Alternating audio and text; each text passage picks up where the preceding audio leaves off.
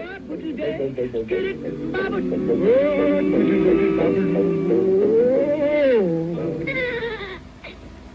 don't have to worry. I don't have to care. My coat is very furry. I'm Grizzly Bear.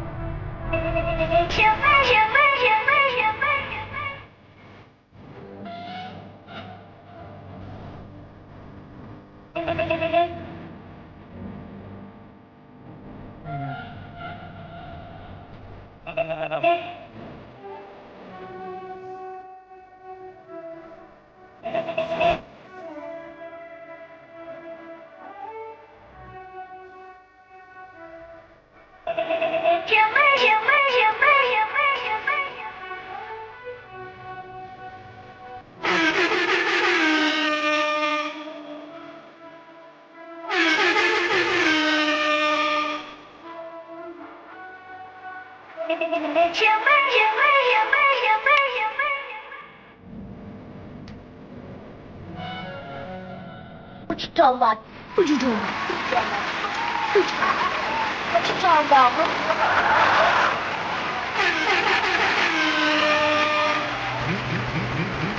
Raggedy bitch.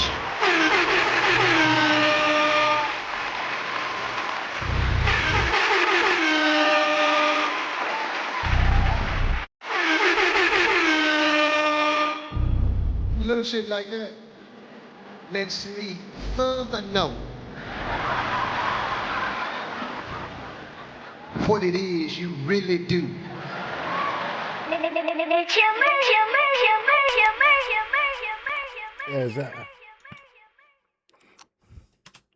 As I do every time.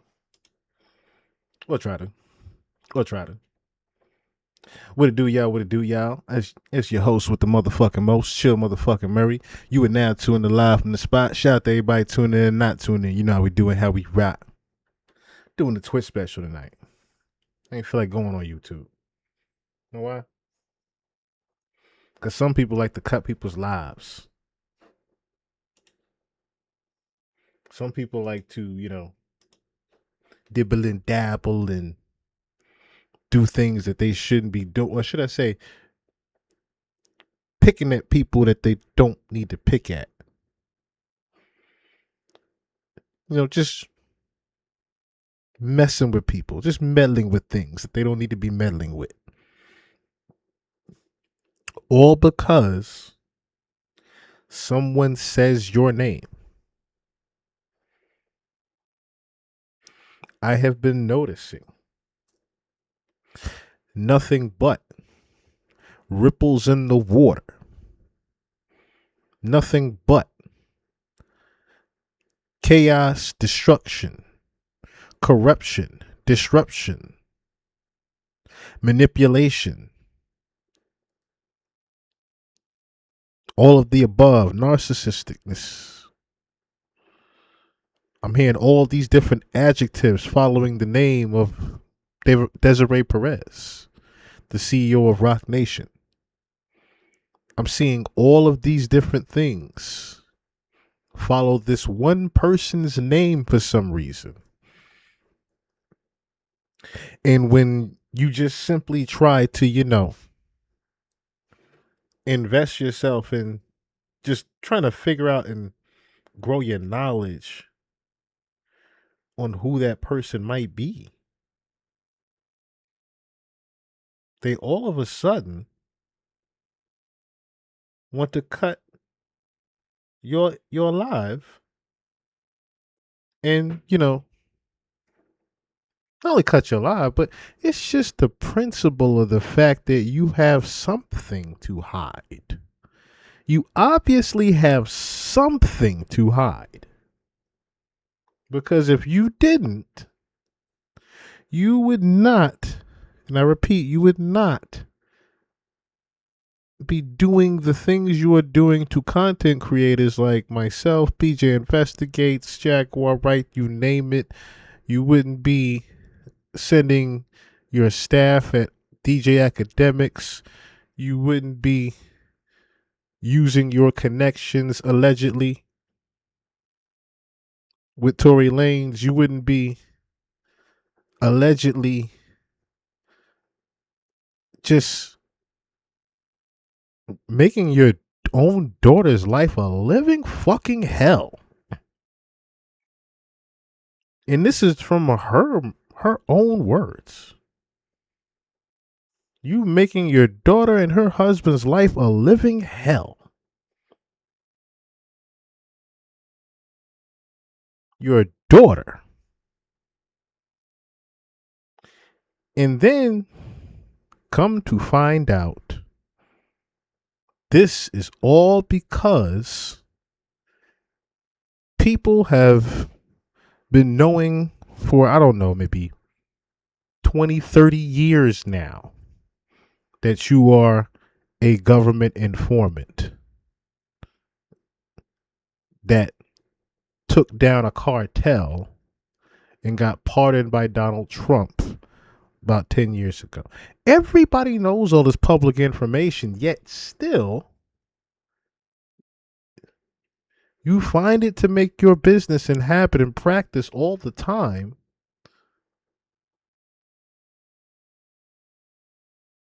to, for some odd reason, try to destroy the careers of, or even just disrupt in any way you can, any and everybody that tries to even look up any information on you or say your name for that matter. We understand you're a protected person, but I want to know why you are a protected person. And I have some ways of finding out.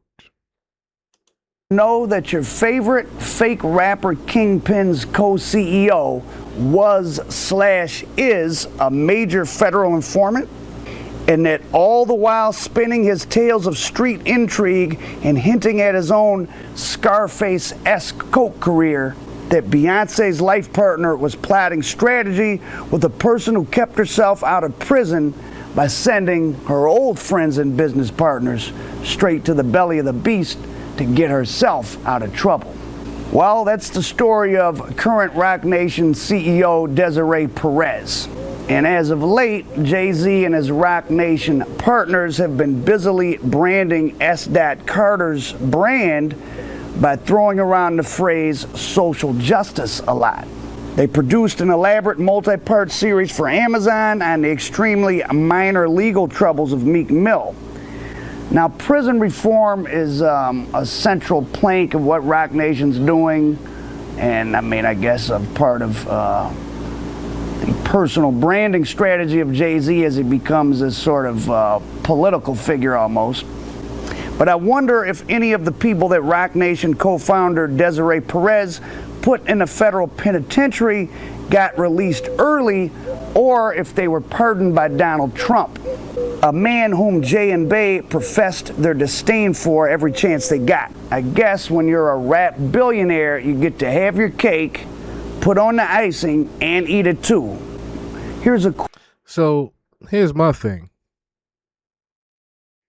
Them shots came from the top of the government. Remember that? Shots came from the top of the government. Isn't your CEO a government informant? Don't she got connections to the people that sent them same shots at you? Correct me if I'm wrong. The same exact person you sat and had dinner with at an event. You said sent shots at you as far as, having your name in the Epstein files and being around Harvey Weinstein, and to name a few things. You keep talking about this shit came from the top of the government. Yo, CEO work with the government, don't they? Quote from the official biography of Roc Nation CEO Desiree Perez.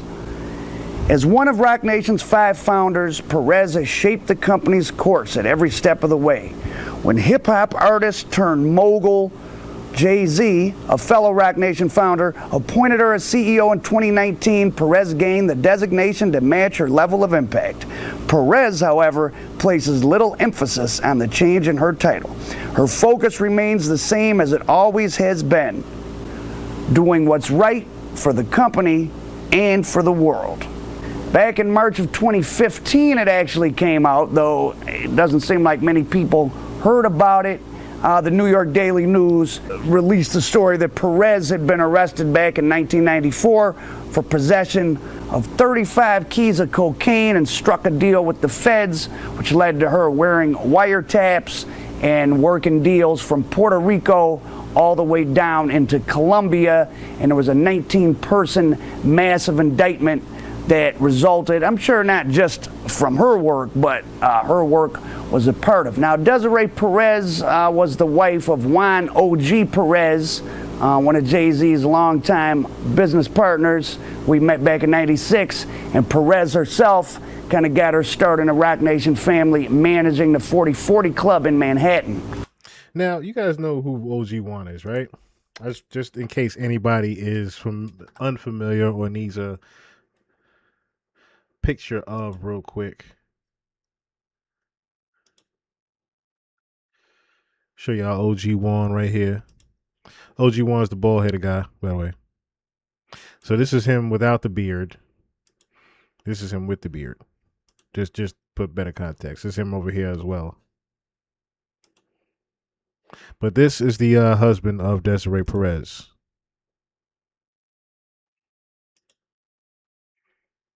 So as you can see, even recently, OG Juan is very close to Jay-Z still. So it's not like he's out of the family. You know what I mean? It's not like just Desiree's just running around and OG's just at home. He's very much running around with Hov still to this day. He's been running around with Hov since the early 90s. He's still running around with Hov to this day. Just to put the context to things. So Juan O.G. Perez comes from Harlem, same place Dame Dash and I think Biggs Burke is from, and he got introduced to Jay-Z back in '96 by Kareem Biggs Burke. Now, coincidentally, or maybe not coincidentally, Biggs Burke got 5 years in federal prison for being part of a marijuana conspiracy right after he parted ways with Jay-Z and the nascent Roc Nation that was formed in the wake of the breakup of Rockefeller. Now, which is very ironic at that, right? Because let's see something. What year? This might not be around the same time, of course, but what year did Desiree Perez become CEO? What year was that? 2019. Okay. When did Biggs Burke go to jail for weed?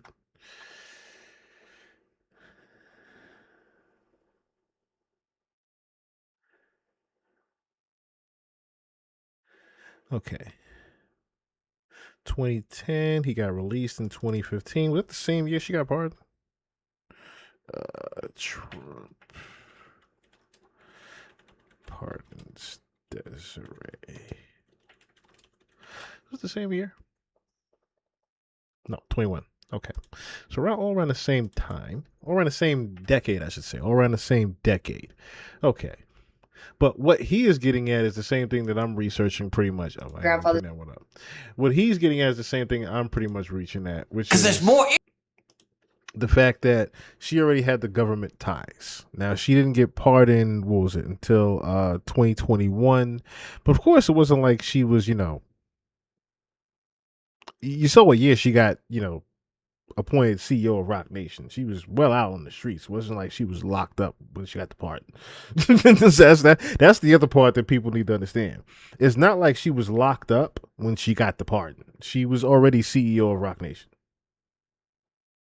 As I just showed you guys, she was already CEO of Rock Nation. Some people might not know that part. Now, like I said, what he's getting at is ironically around the same time the Rockefeller had broke up in 2010. Actually, Rockefeller had broken up prior to that, I do believe. The Rock had broken up around, what year was Death of a Dynasty? Because all this is important as well. Death of a Dynasty was 2003. And I believe 2 years after that. So about 2005, 2006-ish. I was about to say 2007 to be, But 2005, 2006-ish is when Rockefeller actually broke up. So about 4 years later, yeah, you could say post the breakup, that's when Biggs went to jail. But I can't necessarily say that Desiree would have something to do with that in particular, as much as I could say that, well, yeah, as much as I could say that possibly might have been someone else. You know what I mean? I mean, it could also be her. Could have also been her. Because, like I said, she was a government informant before the pardon.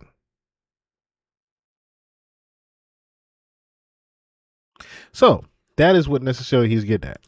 She was a government informant prior to the pardon. She's been a government informant since 94. So, what he's getting at is because of her being a government informant, it's just ironic that Jay-Z would try to cut ties on someone else that had a stake in Rockefeller, which would have been Biggs. He was the original investor in Rockefeller, one of the original investors in Rockefeller. So I could definitely see Jay trying to cut the other piece of the pie and just, so he can have more of the pie himself. I can definitely see a world where that is happening. Whether or not Desiree Perez had something to do with that, Like I said, government informant. It's very possible. It's very possible. So I'll say allegedly for right now. But it's other things, like I said, Desiree is involved in. And in 2003, OG Perez and Jay-Z started the 40/40 chain. And again, they were introduced back in 1990. I say these things sarcastically. 86, which would have been, 2 years after Desiree Perez was arrested with the 35 kilos, and she probably still would have been working because 35 kilos is a lot to get caught with, and the case that she informed in had literal tons, like thousands of kilos of cocaine and hundreds of millions of dollars worth of drugs in the case. So the feds don't just, let you wear one wiretap on those size of cases. So if he met Jay-Z in 96, almost certain his wife was still working with the feds in 96. And it'd be hard to not know your wife was working undercover or working as an informant for the federal government in a major drug case. And this was at the time when Jay-Z claims he was still at the tail end of his own, drug dealing career. He implies in some of his songs he was some type of kingpin. So all this stuff doesn't really doesn't really add up when you think about it now, right? Somebody with that high level of moving around, like a Jay-Z. Because remember, we talked about this. We went over this information before. We're talking about the same Jay-Z that said he was rich way before 96. He was balling out in London with Jazzo, driving Benzes and whatnot. So we ain't talking about broke Jay-Z. We talking about at the Tyson fight Jay-Z in 96. We are still talking about a very rich Jay-Z around a lot of rich people. To say that he doesn't know that Desiree Perez is a government informant in 96 would be a little bit fictitious, don't you think? A lot of sense. I mean, unless you look at it from the perspective of a bunch of people who were informants working together, or Jay-Z was just a facade all along and they didn't have any radar of who was an informant, or it wasn't relevant to him who was an informant because he wasn't really selling drugs, which is good. I don't promote people selling drugs. Exactly. So pretty much what he's saying is one thing contradicts the other. It's like if you are dealing this high level of drugs and you don't know that there's a government informant with your mans, are you really even selling these drugs? Now, that's not to say that he wasn't, because there's plenty of people that have vouched for Jay-Z to be doing certain things back in the day, allegedly, right? But again, if that is the case, pun intended, then you definitely know that OG1's wife is a government informant around the same time that you were coming up talking about these drugs on these records.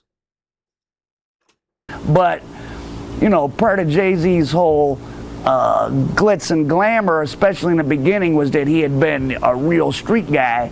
And I don't see how that's possible when someone that you started working with's wife is a current informant in a major case. She's not just somebody, you know, buying an ounce to get out of some trouble and no one knows about it. I'm sure her husband would have known what was going on. So back to the case that Desiree got embroiled in. The case was actually involving the Perez family. And it was led by a Miami seafood distributor named Luis Miguel Perez, who was rounded up in a major drug investigation in South Florida. And that year, and then 19 people, including Desiree Perez, got indicted for the case. Now, Perez is a very common last name, obviously. And I don't know what she related to these people, but, you know, often large criminal... I'll stop you right there, my brother. Allow me to let you know if these people are related or not, you know? Allow me.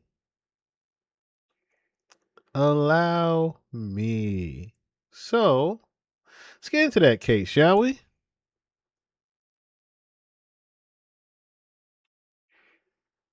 Let's get into that little case. I believe it's this article here that I need. Get my email out here. Get a couple of these out of here. It's body cam footage ain't there. Hey Rob, get some of these on out of here. All right. Yeah, let's start here. Just to make sure something real quick. I got ads for days. Get rid of all these ads. I need an ad blocker. All right, let's get into this case. Federal grand jury indicted 19 people Wednesday. Well, it doesn't have the rest of the day here. Okay, so Miami, September 28th, federal grand jury indicted 19 people Wednesday on charges for trying to smuggle tons of cocaine to the United States. Over the last 10 years, among those arrested were Luis Miguel Perez, owner of E&M Seafood Distributors, Inc., and several family members. The 19 indictments resulted from Operation Vestrak, a joint investigation by the Drug Enforcement Administration and the FBI U.S. Attorney Kendall Coffey said the operation also resulted in 49 indictments in February 1993. He said, including the Perez seizure, agents in the operation have taken more than 3 tons of cocaine into custody. The indictments Wednesday charged that Perez and members of his organization transported nearly a ton of cocaine worth of $220 million into the Fort Lauderdale area from off the coast of Belize on the boat Akihart. What's notable about this organization is that it's been around for 10 years. It's been notable about this organization What's notable about this organization is that it's been around for 10 years. It's been smuggling loads of cocaine into this country for many years, said Frank Tarallo of the DEA. Operation Vestrac was started in 1990 to infiltrate boat smuggling organizations and to attract traffickers in need of vessels to transport cocaine from Caribbean to the United States. FBI agents established an office on the Miami River, which operated as a boat repair business. The traffickers, pretty much that was a decoy. The traffickers would meet at the office and discuss shipping cocaine from Colombia to the United States, Coffey said. DEA informants were introduced to the traffickers as boat captains, and the informants' boats were used to travel throughout the Caribbean and pick up loads of cocaine to transport into the United States. The craziest thing right here, right? This almost sounds like the Latina family in Snowfall. I could be wrong. I could be off a little bit, but it sounds very similar to the Latina family that was represented in Snowfall, doesn't it? Like almost very similar. Some shipments were, but just in a different area. Some shipments were seized by agents in the Caribbean over the course of 3 years in order to avoid compromising the undercover operation in Miami. Other loads were intercepted in coordination with local police departments in the Florida Highway Patrol in order to maintain the integrity of the operation. Coffey said each defendant convicted faces life imprisonment and fines up to $4 million. Okay.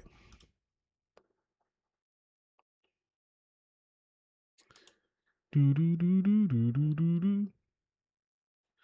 I sent myself quite a few things actually. Give me 1 second here, because I do want to yeah, go big real quick because I want to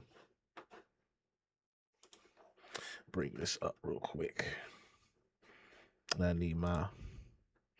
I forgot all these other documents I had gotten today that I need.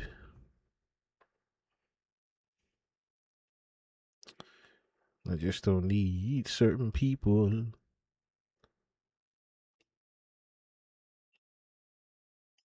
Looking in my email. Yeah, was this one I needed?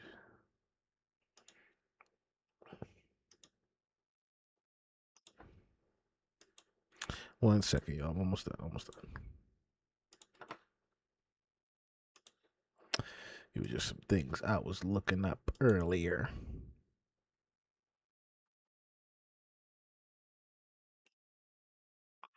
Is the UPI one that what I had open already? No.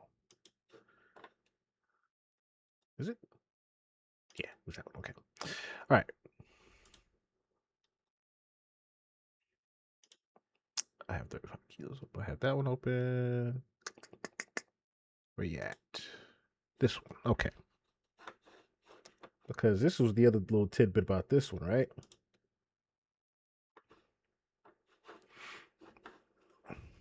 So when that actually happened, right? The police actually got $13 million out of that cut of that 94 bus.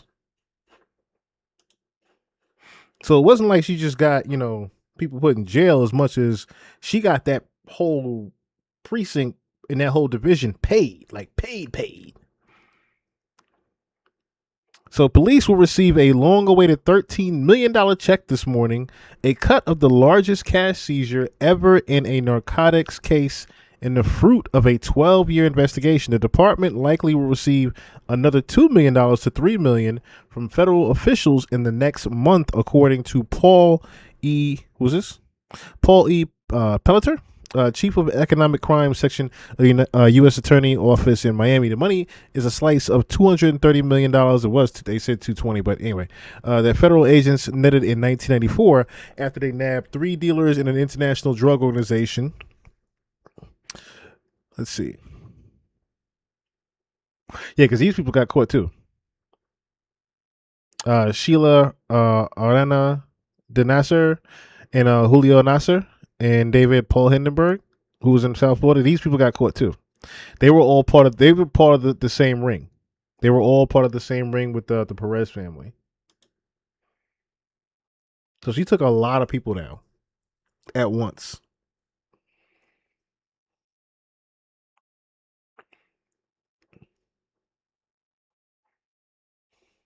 Now, when I actually looked up who this guy was, right, I was like, who the fuck is Luis Miguel Perez? And furthermore, who is she to Desiree? Or should I say, who is he to Desiree? But when you look it up, it's her brother.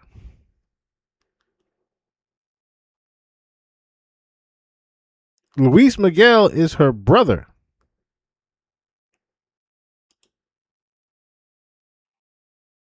So it's kind of fucked up when you think about it, right?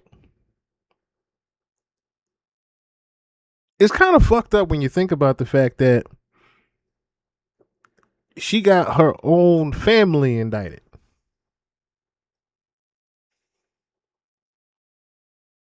Like, talk about inside job.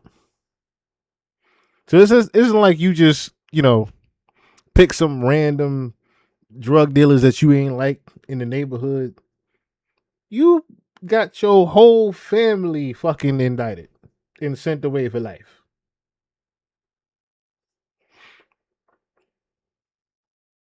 Here's this court case.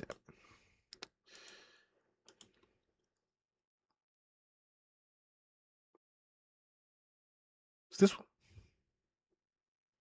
No, not this one, right? No, not this one. Hold on. Because I do have it. That's a Terry Madden one.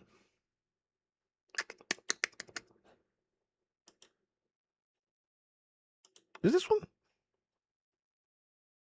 Hold on. It might be this one.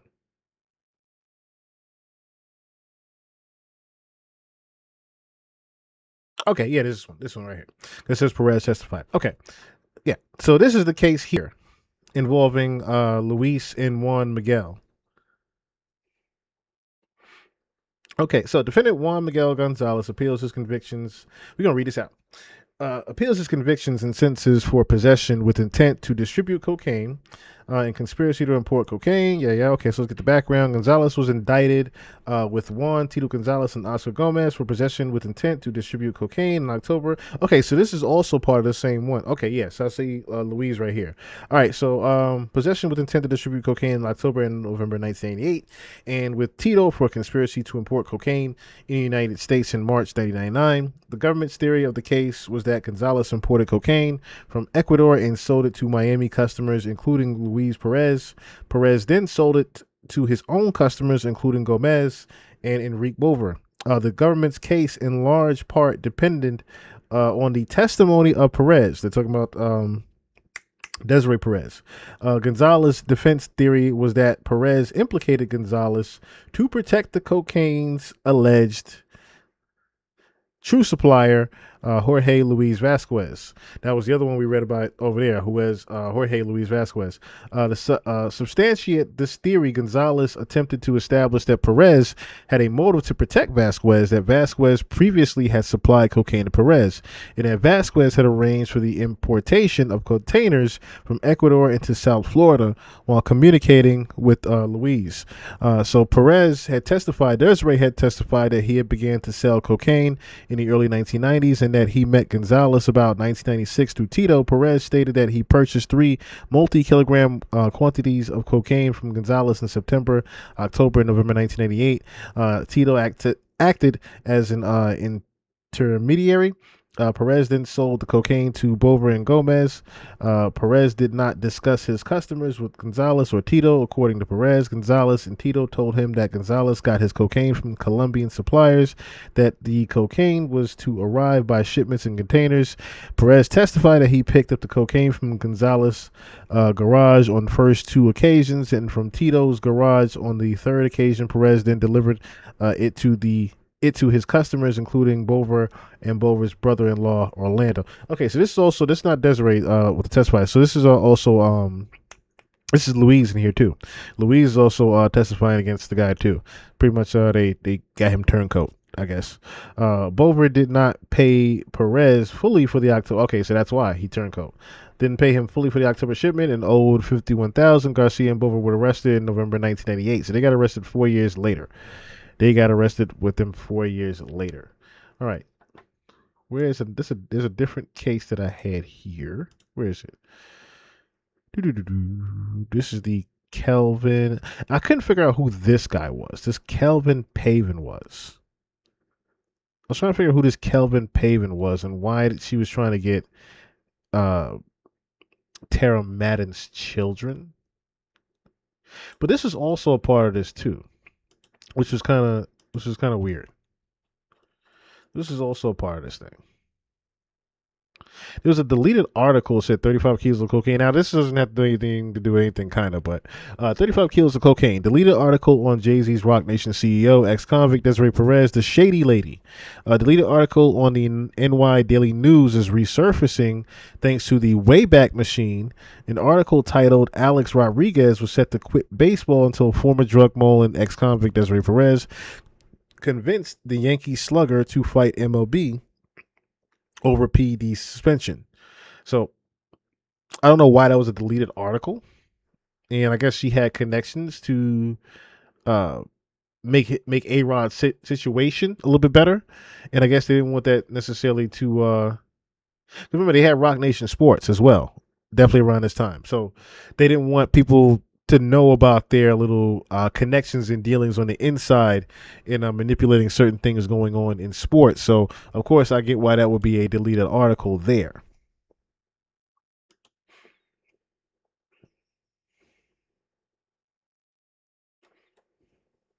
I want to see if I can find another version of that case. I want to see if I can find another version of that case.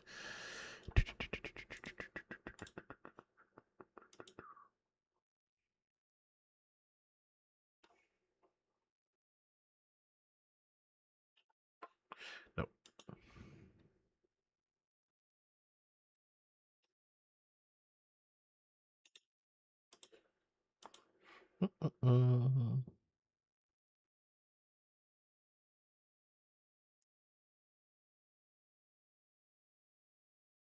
Ah, here it goes. Here it is.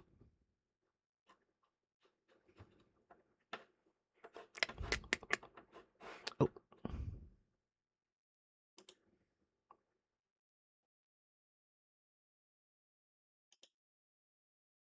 let's see where the case is. There we go.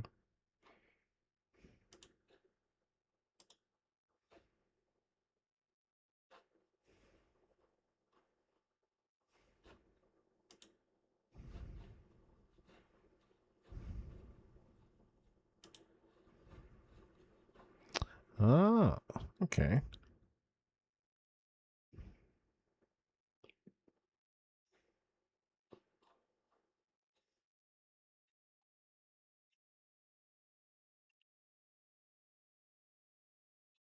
Yes, I'm trying to get the.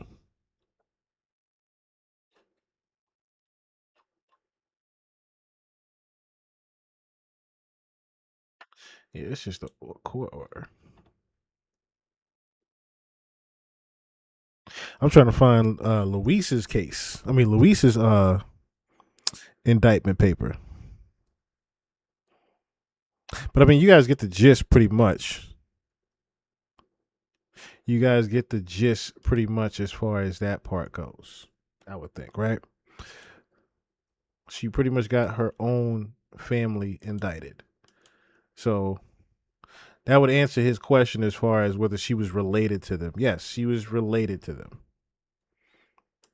She was definitely related to him, especially Louise. Louise was her own brother.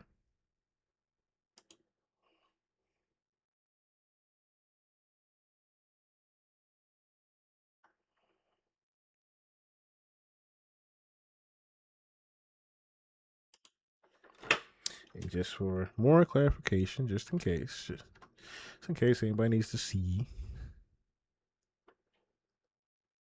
Oh, they wiped it.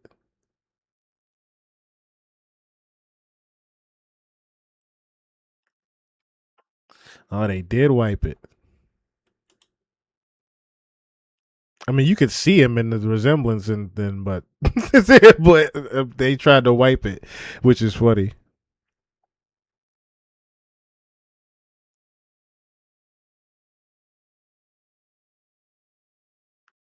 They tried to wipe it. But no, that was definitely her brother though. That was her own brother. Which also, it speaks volumes to when she's trying to when Demore, her daughter, is trying to also get in touch with her grandfather, and how Desiree has the custody of her grandfather. We'll get into that in a second too. But how Desiree has the custody of the grandfather, it speaks volumes to why she doesn't necessarily let her daughter have more closer connections now that she's older to the family past, because she doesn't want Demore to necessarily know that the actual truth of things. So I'm gonna let him finish here, and we're gonna get into a couple of other things about Miss Desiree. But that's one of the biggest things about this is that I guess the reason why she doesn't want people to, find out about, a lot that was going on with the case is because she got her own family indicted. Now, like I said, you could definitely see where it possibly got wiped, that was her brother. But I specifically remember looking that up just 2 days ago when it definitely said in verbatim that it was her brother.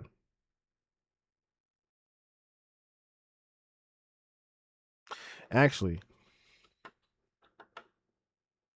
let me see if I can find that. Well, no, I'll look for it a second. Conspiracies, whether they're black street gangs, the Italian mafia, or whoever, it's families involved. And I don't know how else a woman that would have been pretty young, I don't know, in her, say, early 20s or something, at the time of this case happened, how a woman in her early 20s has 35 kilos unless it's family business. But I don't know that to be the case. It'd be interesting if somebody could look into it, though I'm sure the records on all this have been well scrubbed. According to the indictment, the family smuggled cocaine into South Florida for 10 years to the tune of 35 to 50 tons. One particular load they knew about was 908 kilos at once that came into Fort Lauderdale.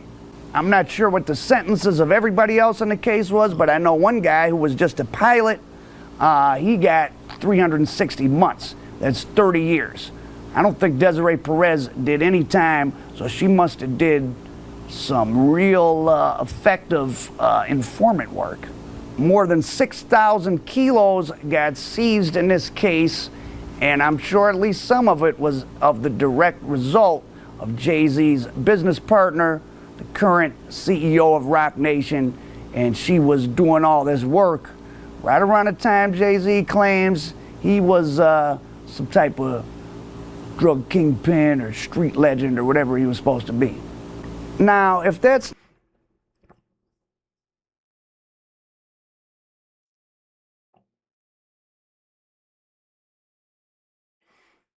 Not the brother.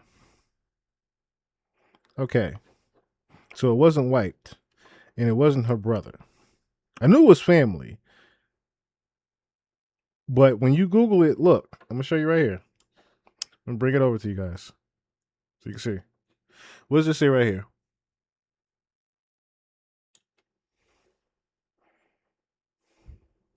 In 1994, Luis Miguel Perez and his daughter, Desiree Perez, were at the center of a major South Florida drug smuggling case. Operating out of the Miramar area, the family led a ring that federal prosecutors accused of smuggling tons of cocaine in the United States. So that's what she got indicted. That's what she got arrested for originally. So that's how that's how you know that she gave up her own family. So like I said, it wasn't. I had it wrong with the brother thing, but you see it right here in plain day that Luis Miguel Perez was actually her father.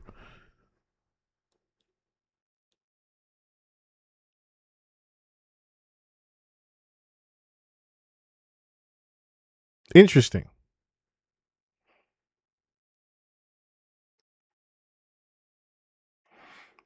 Very interesting.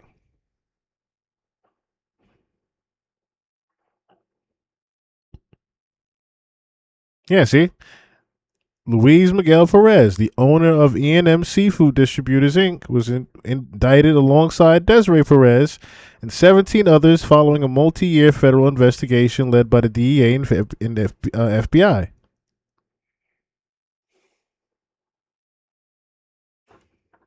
She gave up her own family. It's not hypocritical enough. The next thing that bothers me is how cynically hip-hop celebrities, who on one hand cater to their demographic by bad-mouthing Trump, not that I disagree with most of the negative things said about Trump, and yet pander to him for get-out-of-jail-free cards in exchange for trying to help basically suppress the black vote by getting black voters to be disenchanted with the Democratic Party by seeing so many black celebrities like Lil Wayne, for example, or Kodak Black appear with him, even though I don't think either one of them was even registered to vote. According to a White House statement, Desiree Perez was granted a full pardon for her crimes way back 25 years ago of her involvement in a conspiracy to distribute narcotics. That's directly from the White House.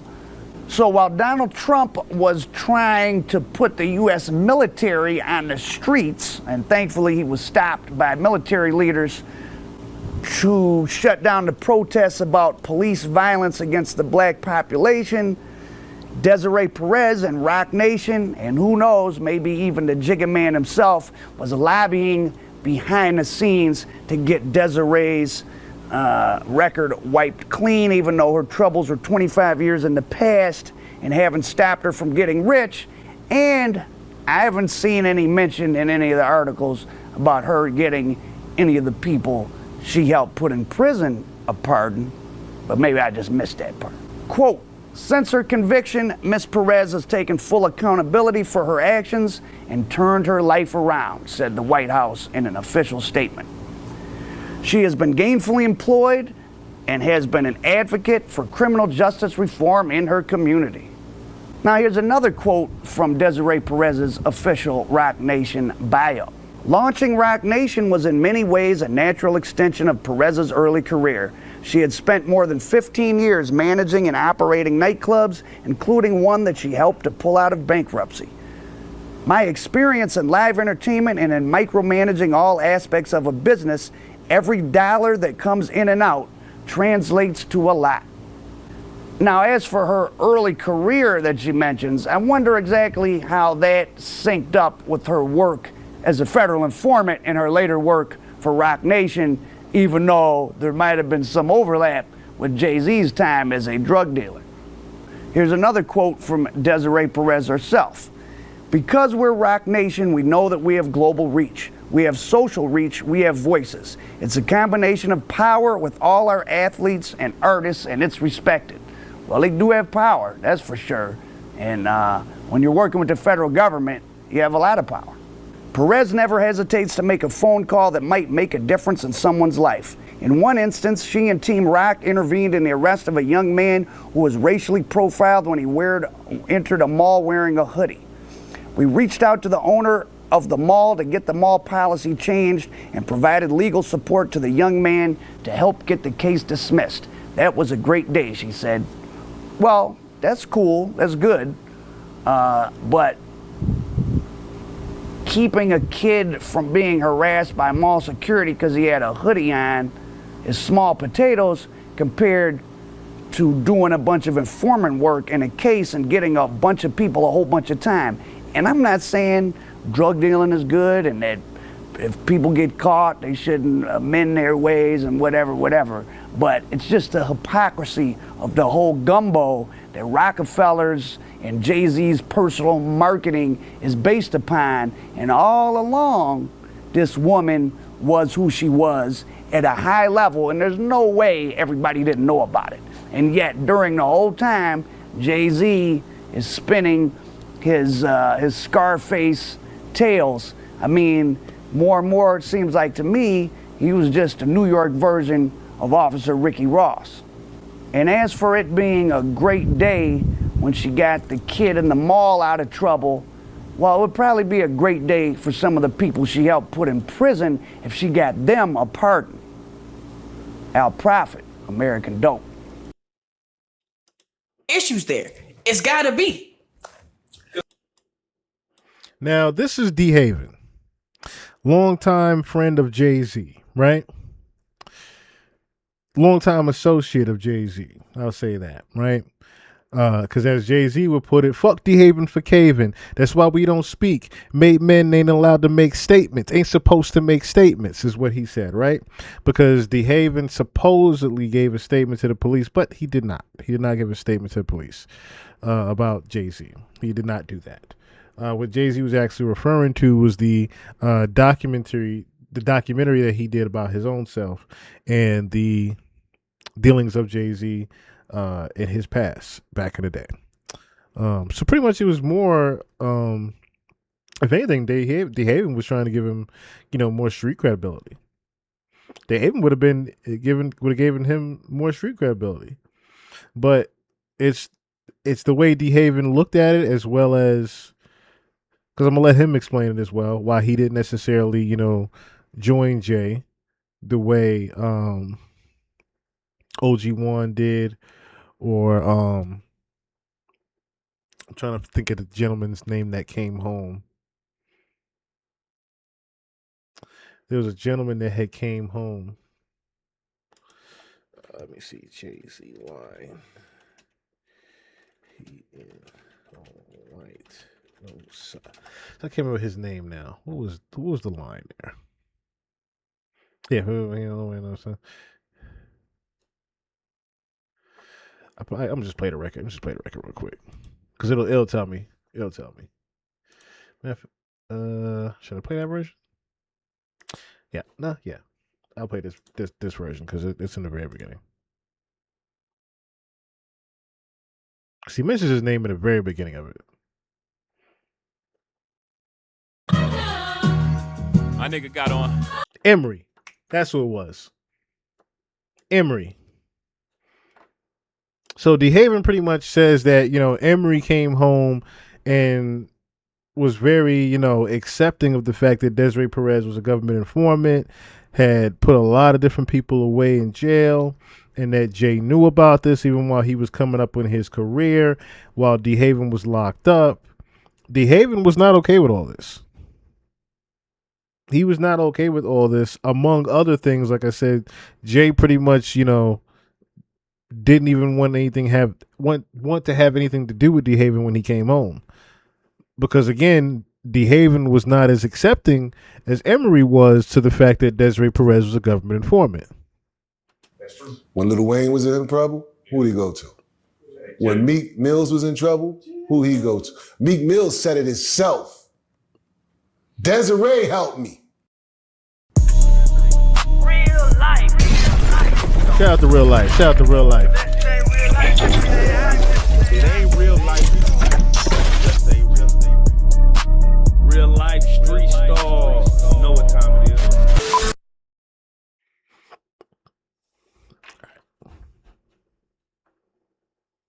They had me. They said that I'm going to blow up and I could eat off this. And keep in mind, the chick had a plan too.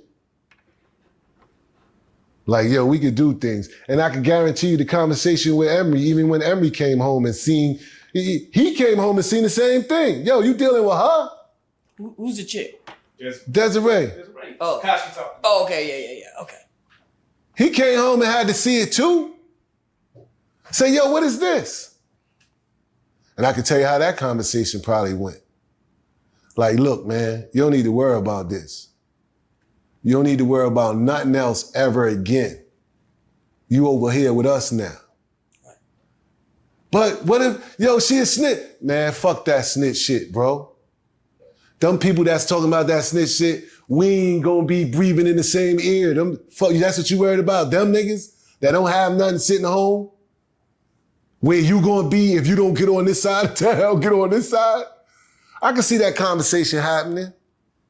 And a nigga move all his integrity and morals to the side to take care of his family after he just did 12 years.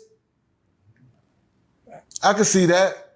But I don't see, and what I couldn't put past me, is Emery coming to me. Just on some real nigga shit. This is what hurt when I say, when you expect niggas that treat you the way you treat them, and it don't work that way. That's the worst thing you could ever do in the world. You know, because I could have expected a nigga to come to me and say, look, man, I don't know what Jay tripping off of. He's still tripping off of that, this, that, and the third. I'm not really with that, but you can't tell him I'm fucking with you. So this is what I'm gonna do. Boom, boom, boom, we work from there. Real nigga shit. Right. But to act like, yo, I'm gonna join forces and do the same thing and play this shit like this, come on, man. That's humiliating. And now I got you as a yes man, like, yo, bro, you couldn't even speak up for me. You know what I'm saying? So all of that shit is twisted. Right. And that's how all those conversations, that's how they think of us. They like, really, those guys talking about snitching this and that, they ain't, what you worried about them for? They don't be in our parties. You know what I'm saying? What you worried about that for? Anybody that they deal with, they not gonna bring this up. You think anybody gonna be like, yo, E, man, what happened with you in the Haven? Nope. Because they gonna find themselves out of business or somewhere else. You know, so, you know, I used to call it the blackball game. They blackball us, but like I said, man, I already seen what God got for me. Bro, I'm gonna tell you right now, bro. If you was just to cut a record, like, I'm telling you, bro. My Marcy May series. When you see this, hold up. When you see the trailer to what I'm going, Giggle the record right there. Right. That shit gonna break numbers. I promise you, jayz will talk to you in the record. Why? Listen to me. Just thinking it on this level, right? If it was about the money, right? If it was about any money, yeah. How much money you think they'd give us for if me and Jay was together to do a film? Them numbers are crazy. Yeah. You see what I'm saying? You can't put this shit to the side and say, yo, this is what we gonna do. Right. It's something way deeper. And that's why I talk about it, because I want you to say what happened, because there's more issues there. It's gotta be. Because we talked about the first thing. So that's bro. This is what I'm saying. Telling you, this is what will drive you insane. Trying to figure out what. Right. Is it just this? Right. Because this is all I know. Because if it ain't that, is that? Is it the snitch? Is it your informant friend? Did they come to you? Did they get you? When did they get you? Right. Is that what you hiding? Is that what it is? Because this don't make no sense. So that would be the question. What is it? What is it? Why did you do this to me? That would be the only question. Why? Why do you think? Why do you think? Because the switch up sounds crazy. I just said that he didn't know how to handle it. So bro. you get out of jail, he start rocking with the other side? It was already rocking. I had to put two and two together later. Did he try to backdoor you? Okay, so let's look at something here real quick. Because remember when the gentleman alluded that she had something to do with Biggs going to jail for the weed?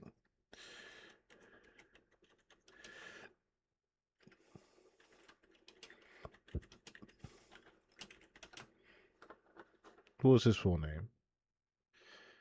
DeHaven Irby.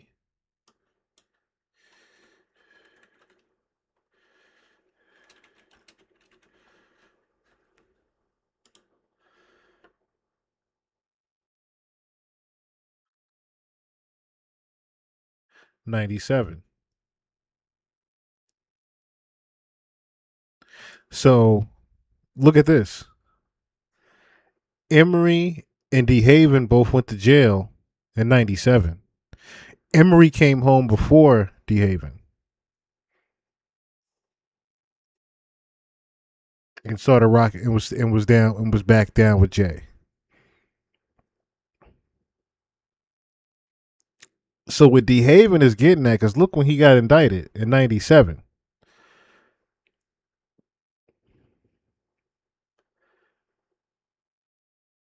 Again, for a large scale of crack cocaine distribution, he got busted in a drug ring in '97, right?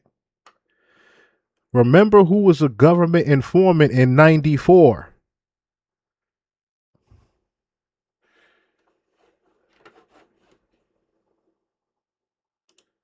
Remember who was a government informant in 1994 before DeHaven went to jail in 1997 for being busted in a ring of cocaine after someone just got their family busted in a ring of cocaine.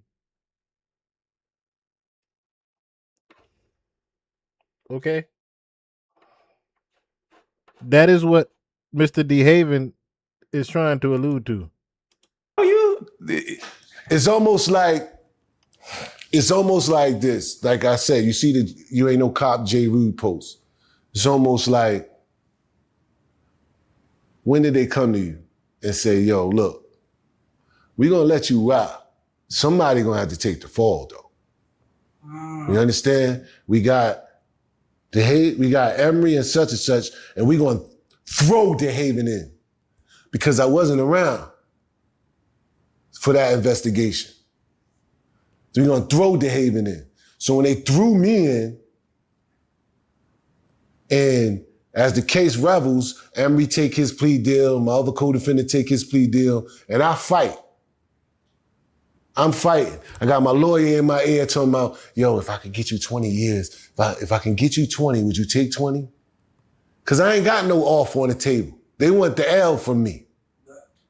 And I'm telling my lawyer, nigga, we ain't looking at no paperwork yet. The fuck, what we doing here? Right. You understand? Well, we ain't looking at no paperwork yet. And I ain't gonna take 20. 20 is life to me. We gonna fight. Then when I do look at the paperwork, I'm not in none of the paperwork. You got this, you got a wiretap for 29 seconds with a snitch calling me, asking me for shit, and then I'm telling him, nah, I don't even know what you're talking about. That's my evidence. I'm gonna use that. Because he reaching out to me, I ain't doing nothing. So when Emory go do his time, and I get out, I fight, I win my case. I win my case and come home. You don't want to talk to me. You think somebody put a battery in his back? Maybe they put... You don't want to talk to me. This is what I'm trying to tell you. Like, what is the reason why you don't want to talk to me? Someone got to jayz. That's what I'm saying. Somebody got the J. I'm saying... Yeah, this is what I'm talking about. Yeah, them boys are in, you know. Yeah. Why all of a sudden you don't want to talk to me? Why is Emory okay, but you don't want to talk to me?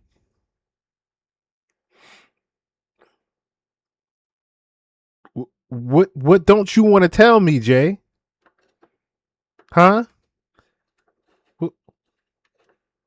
Huh? What don't you want to tell DeHaven, Jay? What don't you want to tell DeHaven that happened in 1997? 3 years after somebody was a government informant in 94. What don't you want to tell DeHaven, Jay? Huh? What don't you want to tell him? I want to know too. Yo, that's what, why you don't want to talk to me about nothing? Because if it's about that, you're going to talk to me. Yo, your man, this is what happened. You would talk to me. So is it that? You scared to tell me, say, yo, man,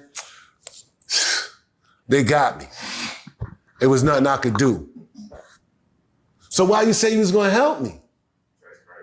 You know what I'm saying? Then this don't add up at some point. And then how's everybody going to jail but you? Right. And how you lose 92 bricks? Oh, shit.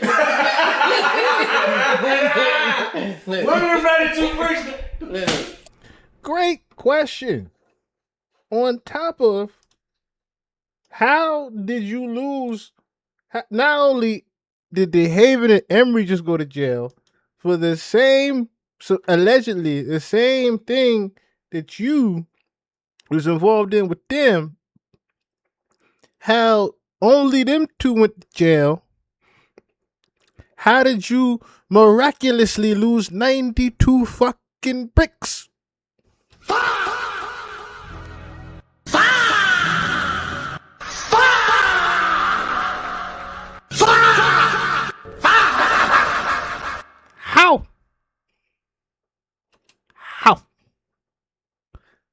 Explain me how in the world does 92 bricks go missing suddenly? You just lost them?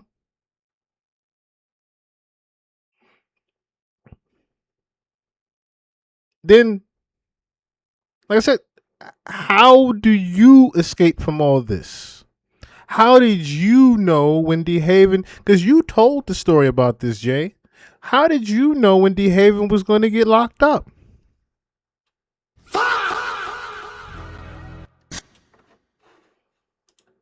Did you lose? Look, I can't wait till you read this story in the book, yo. You know what I'm saying? I can't wait. The book is coming soon. Because honestly, the motherfucker that got caught with all of that, they ain't do shit for him. They ain't do shit for him. He home 9 to 5. That's crazy. You know what I'm saying? So that's crazy. So what I'm telling you is, like I said, bro, you know, them dudes did a lot of shitty shit to people, bro. Did he really put Preem in the truck and tell him leave them streets alone? Man, I don't even know. I don't know if he even knew Preem. What'd you say? I don't know if he knew Preem. That's like, I'm out the picture about him. But Right. if he had any association with Preem, I wouldn't know. Right. But he said he had, you know, Jose, Spanish Jose and all that too, but he ain't know, Jose ain't know him like that. That was my folks. So all of that is just music. That's just rap. Right. Well, let's talk about his.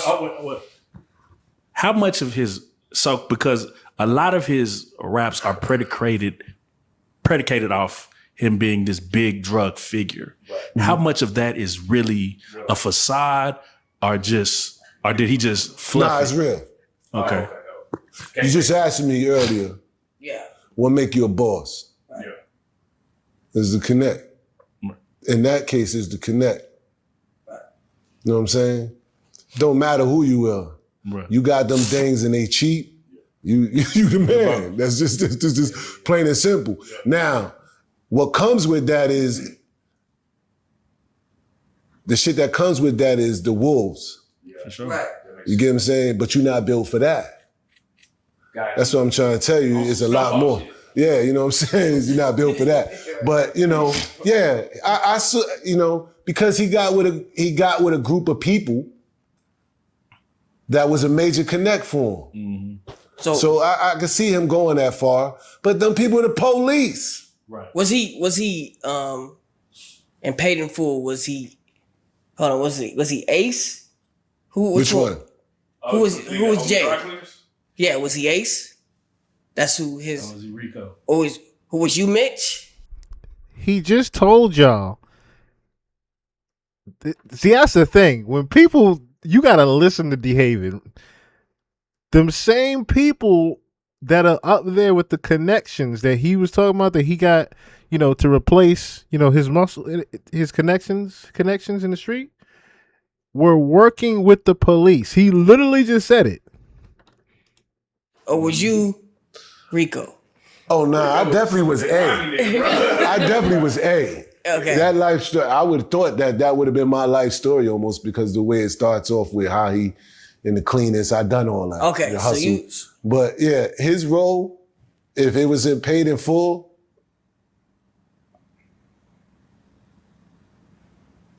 who did the cops come? They came to A, didn't they? And he told them, I don't know how that worked, bro.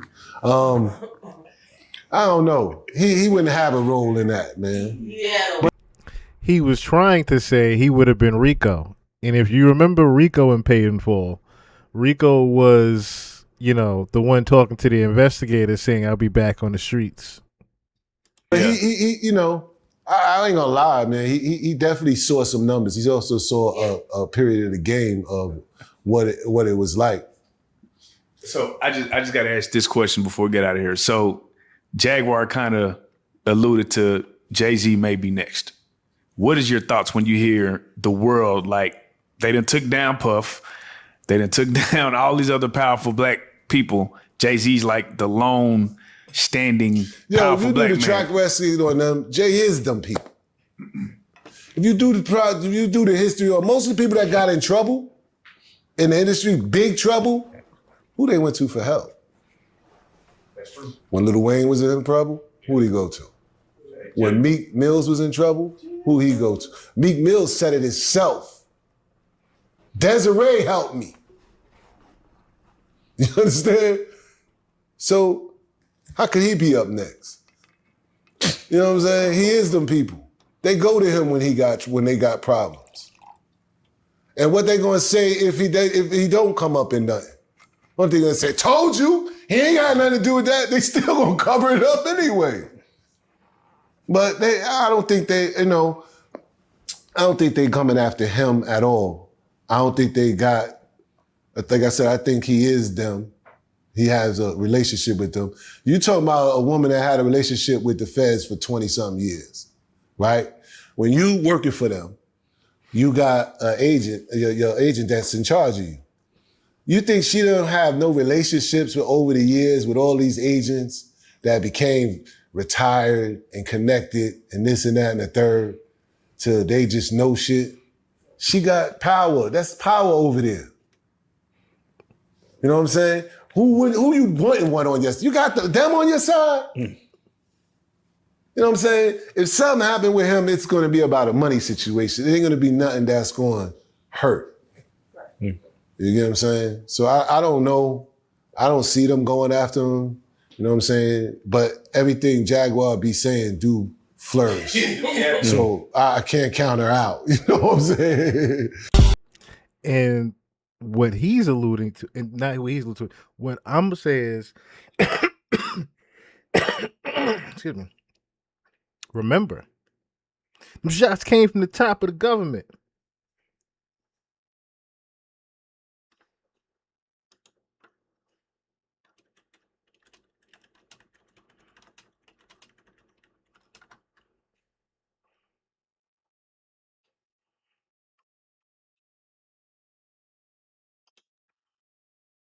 Saying Jay-Z was spotted hanging out with Donald Trump's daughter, Ivanka Trump, in Atlantic City. Let me read y'all this article from Yahoo. Beyonce and Jay-Z's recent company with Ivanka Trump and Jared Kushner has many reading between the lines about their political stance.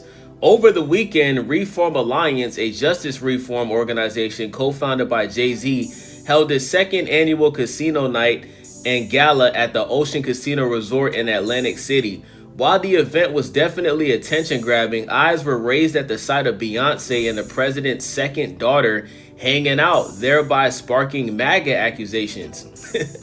8 months ago. It was barely a year ago.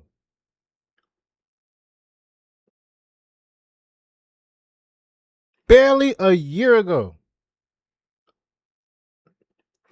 If you got anybody after you from the government, it is an inside job. Hey yo, bring the fire all summer long with Black excellence. This is Source Money. Longtime friend of Jay-Z.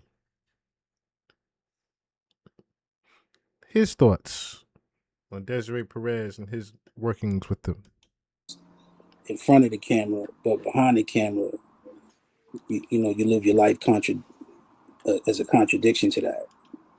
Right. Now you I think probably a year or so, a year and a half ago or so, we actually covered this story when you called out Jay-Z and Diddy. I don't know if you used the word gatekeepers. Do you still? That's what they are. You stand on that as well still? Of course, that's who they are. I mean, I'm not saying, and it just is what it is, right? They are gatekeepers of the culture.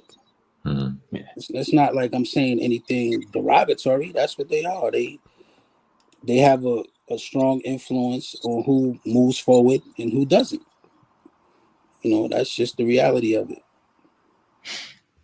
Has it been any, can you hear us? Yeah, I hear you. All right, cool. Has it been any other situations other than Drink Champs where you've been blocked or something that's happened that kind of? Well, yeah, there's been a few situations out. Like I said, me and Jay always was just. It was just a weird kind of thing. I won't get into the particulars of that, but yeah, just a lot of things to me that didn't make sense. I just didn't never really want to talk about it because I never wanted to be that guy. You know what I'm saying? We from the same hood. I couldn't do that to him. I couldn't say some of the things that were said. I couldn't do some of the things to him that, people are just different, man.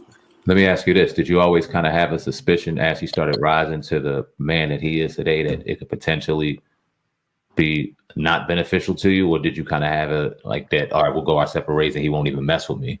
Did you ever have like that vibe? Well, I mean, when I won the Grammy, it started to get weird then. You know what I'm saying? Because I was actually the first one out the camp with one. So when I won that, I started noticing some weird things. But you don't want to,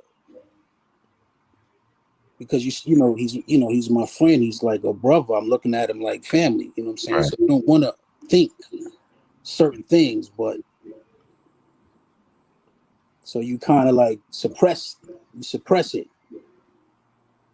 but in hindsight, all the signs were there.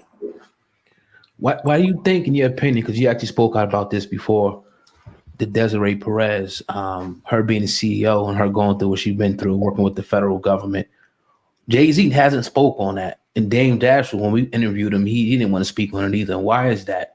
Why you don't think Jay-Z speaks on that? And is that a violation, being where you guys are from?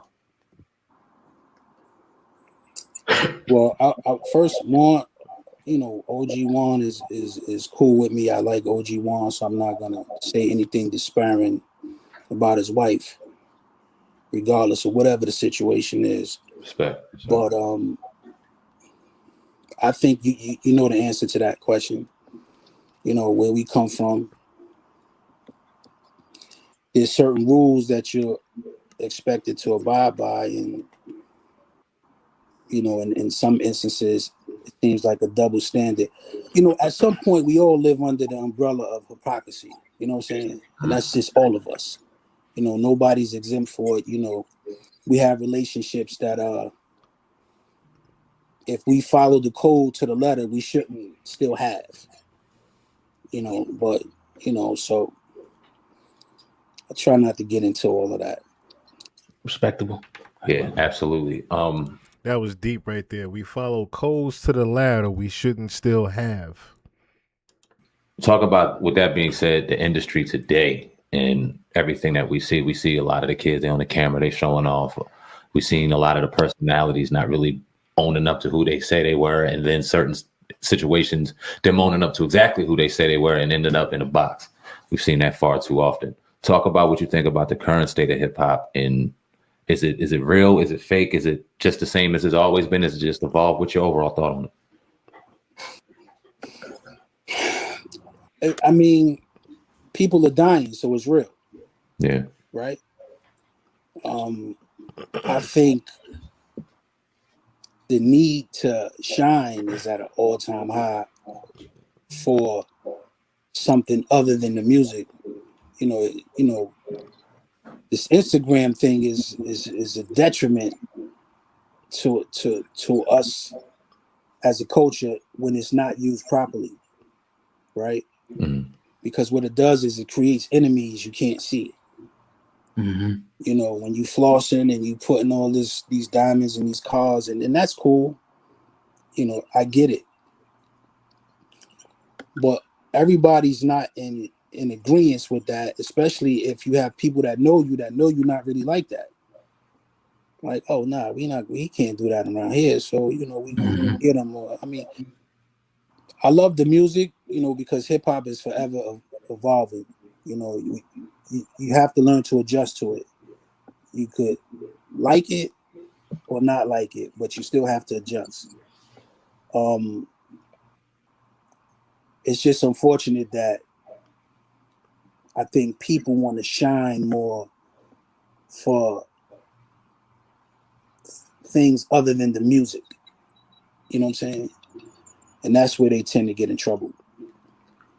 How do you think it'd have been different you know, for you guys in your career, if social media was as prevalent as it was back then as it is now, you think things would have been different for you? And would you have liked it like that? Or did you like it the way it was? I think it would have been a lot more billionaires if Instagram was out back then, because you had people that still had a certain discipline, you know, on how to do things. See, there's a way to do it, but you have to do it tastefully. You know what I'm saying? And most of the kids now, it's almost like a taunting. You know, people take it as them taunting or fronting, or like, you know what I'm saying? Like, I think we had a little more discipline, and I think we were more thinkers back then. Now it's kind of like a mindless thing. You know what I mean? So I think, but I think we would have generated a lot more income if we had those tools and resources back then. No doubt. I'm gonna one more, not to go overboard with Jay-Z, but I definitely got to ask you this, because I think you were around at this time too. And you know, DMX passed away first. Did you know DMX? And were you there for the DMX Jay-Z battle? I was there for the battle. I actually battled before they battled. Okay, because I don't want him to get too off topic with that. Where we're gonna go from here is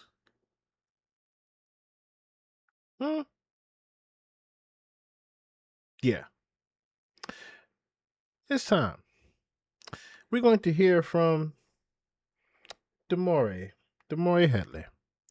Now, Demore Headley has been going through a very series of tough times because of her mom.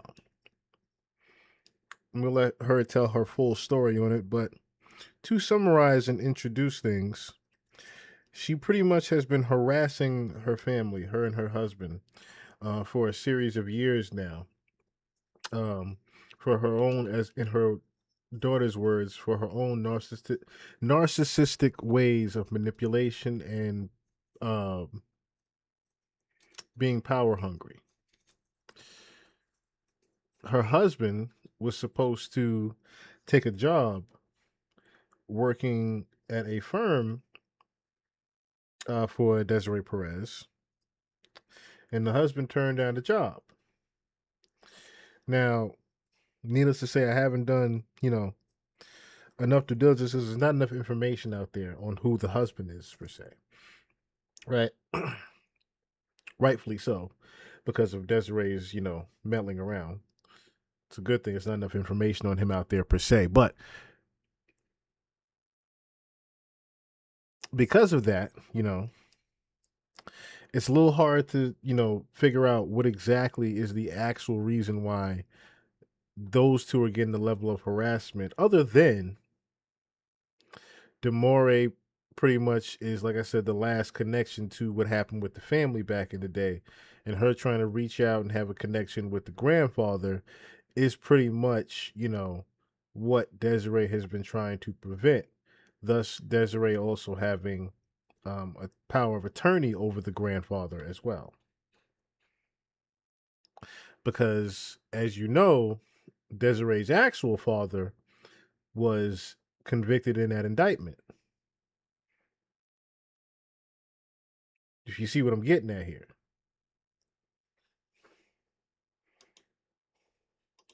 It's called the Baker Act. Under state law, people can be forced into a facility for a mental health evaluation if, among other reasons, they are a danger to themselves or others. But in a new lawsuit, a South Florida woman says that she was held in mental institutions for nearly 2 weeks for no legitimate reason. And she shared body camera video that she says proves her case and raises questions about how this law meant to protect people can be implemented. NBC6 investigative reporter Amy Bateri takes a closer look. Prevent me from leaving the room. The incident started on March 27th of last year. So legally, I can't go home. No. Why? Body camera video shows Broward Sheriff's deputies met on the side of the road in Dania Beach. Hello. How's it going? How's it going? By this man. I'm waiting for a car to go by. There's a girl driving it. She's like a kind of mentally unstable person. BSO has not responded to inquiries about who called the deputies there, but it appears they're taking direction from the man in the gray t-shirt. She's heading over here right now. Pinging her or? Yes, they have a GPS on her. He asks deputies to follow him to a nearby parking lot once she arrives. So as you can see right here, there's already a guy waiting for her who is pretending to be a doctor for Demore, and they are planning to pretty much detain her and take her to this hospital and put her under this conservatorship, which Demore was not trying to have, rightfully so. I have a doctor, Dr. Boba from Hollywood Memorial Hospital, who's over there right now waiting for her to show up. And he's going to bake her out. And when I showed up, it obviously was not an estimate. Demore Hadley says she was lured to that parking lot by someone posing as a potential client for the landscaping company she runs with her then boyfriend, now husband. But according to her lawsuit, when she showed up, she was approached by several people. We're going to take her. Including Dr. Daniel Bober, the chief of psychiatry at Memorial Regional Hospital, who also runs a private practice and has been featured as a mental health expert on media outlets, including NBC6. I already knew I had intuition. Something is not right here. Deputies also had questions for those present, at least at first. Who are you guys? So we're a mobile crisis team working with Dr. Boba from Hollywood Memorial Hospital. Okay. Memorial Healthcare tells us there is no mobile crisis team affiliated with the hospital, and Dr. Bober did not respond to our inquiry. We found the people seen here, James Fondo and Stephen and Jessica Cady, are actually owners of Sig9, a private security company. The men, both former high-ranking BSO officers, according to their bios. Am I being detained? For now, you're being detained. The Baker Act, which Dr. Bober was citing, allows a physician to order someone they've examined in the previous 48 hours be held against their will in a mental health facility if they pose a risk to themselves or others, and the doctor can ask law enforcement to take them there. You tell my doctor he's never seen me in my life. A concern Demore raises several times in the video. He's a doctor. He's part of the mobile crisis unit. I've never spoken to him. I don't care. And she also says he never examined her. On the Baker Act paperwork, Dr. Bober certified he did that exam at 5:56 p.m. that day. The same time, video shows them all still in that parking lot. He diagnosed her with an unspecified psychosis, adding she was a risk to herself. I have 3 different collateral sources of information that say that she's been acting psychotic, that she threatened to overdose yesterday. He told me was, we received a call from your family that you tried to OD the night before and you're being Baker acted. And my question was like, what are you talking about? Experts tell us it's common for doctors to take families' concerns into account, and ultimately the decision to Baker Act someone is up to the healthcare professional on scene. Now, just who was that family member that, said she was psychotic and, mentally ill and unable to, function by herself? Just who would be that family member that said that, huh? In the lawsuit, Demore says she has no mental health history and does not use illegal drugs. She also shared records from Memorial Regional showing drug test results from that day were negative. I have concerns about how all of this happened. Attorney Hilton Napoleon is representing Demore in the lawsuit she filed this month, alleging she spent nearly 2 weeks falsely detained under Florida's Baker Act and Marchman Act, a similar law that allows involuntary substance abuse treatment. She claims it all stems from an ongoing dispute between Demore and her own mother, who denies the allegations, saying in a motion to dismiss the lawsuit that the family attempted to get help out of concern for her daughter's physical and mental well-being. I've been practicing law for Notice how they won't say her name, huh? Why is it you won't say her name on the news, huh? You damn near wouldn't say Demore's name, but why won't you say who the mother is, huh? 20 years and I've never seen a case like this before. Demore's lawsuit claims deputies never verified the identity of the individuals on scene and took their word despite Demore repeatedly voicing concerns. Interesting. So you couldn't even verify the people that were trying to abduct this young lady. You didn't want to even do further investigation on who these people were trying to abduct this young lady? I wonder why. In a statement, Sig9 says they were engaged by a licensed mental health professional to assist with a voluntary transport for psychiatric evaluation to avoid the need for law enforcement intervention. So I can't drive myself? No, you're gonna have to go with them. Video shows Demore asked to be transported by deputies and was told this. I can't ride with you and you guys take me? You're gonna be in handcuffs, the dog's not gonna be able to come? I don't want to be handcuffed. That's Okay. fine. Okay. So I'm gonna wait. We're gonna take you to their vehicle. A deputy encourages Demore to get into this truck. You can't just force a woman into a dark gray truck without validating or verifying the story that's being told. A BSO spokesperson says the incident is now under review. I don't think I've ever felt so alone and unseen and unheard in my whole entire life. Memorial Healthcare tells us they can't talk about this case because of the pending lawsuit. Dr. Bober told us initially he couldn't discuss the case because of privacy restrictions. Then Demore provided a release allowing him to speak with us, but so far we have not heard back. In a statement, Sig9 denied the allegations, adding, "Our role was limited, lawful, and conducted in good faith under the direction of a licensed physician." Again, Demore's mother denies any wrongdoing, claiming her actions are based on legitimate concern. Coming up tomorrow, we take you inside this legal fight involving some wild allegations. Amy Viteri, NBC6 News. So, we won't look at that one. But, needless to say, Mr. Maury Hadley has had a pretty hard time dealing with her mom. See if you know what I mean. Taking legal action after she says she spent nearly 2 weeks in mental health institutions for no legitimate reason. She claims in a recently filed lawsuit. Oh, well, we ain't gonna look at the same one again. But okay, so let's just get to the interview then, shall we? I was going to look at, you know what? Because we're on Twitch.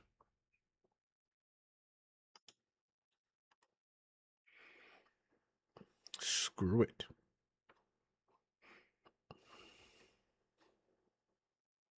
Where is it?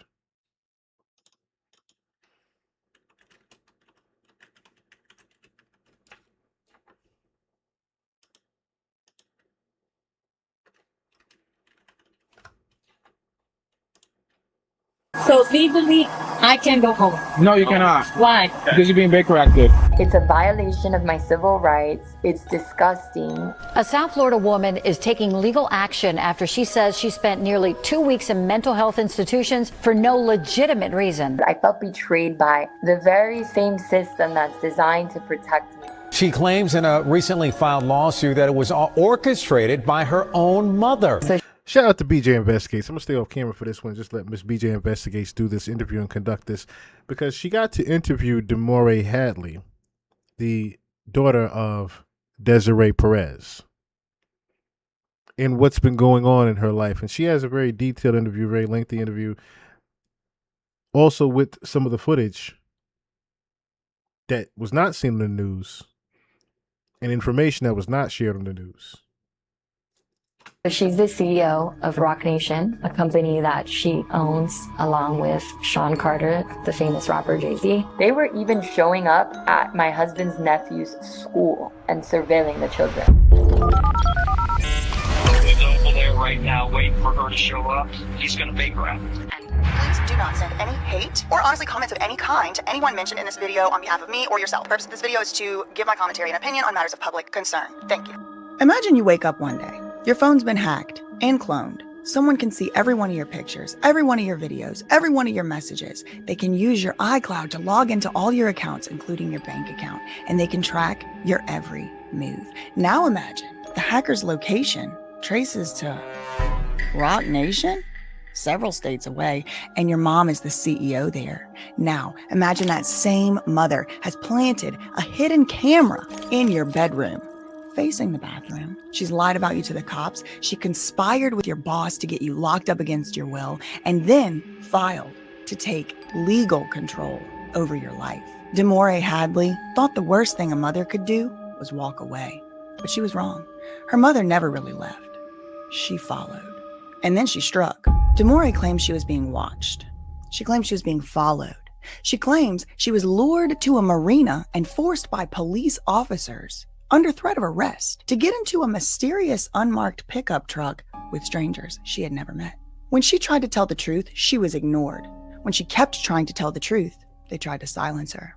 You might be wondering, what was her crime? What did she do that was so bad? Well, other than being an adult disobeying her mother, it was dating a black man. This federal lawsuit reads like a thriller.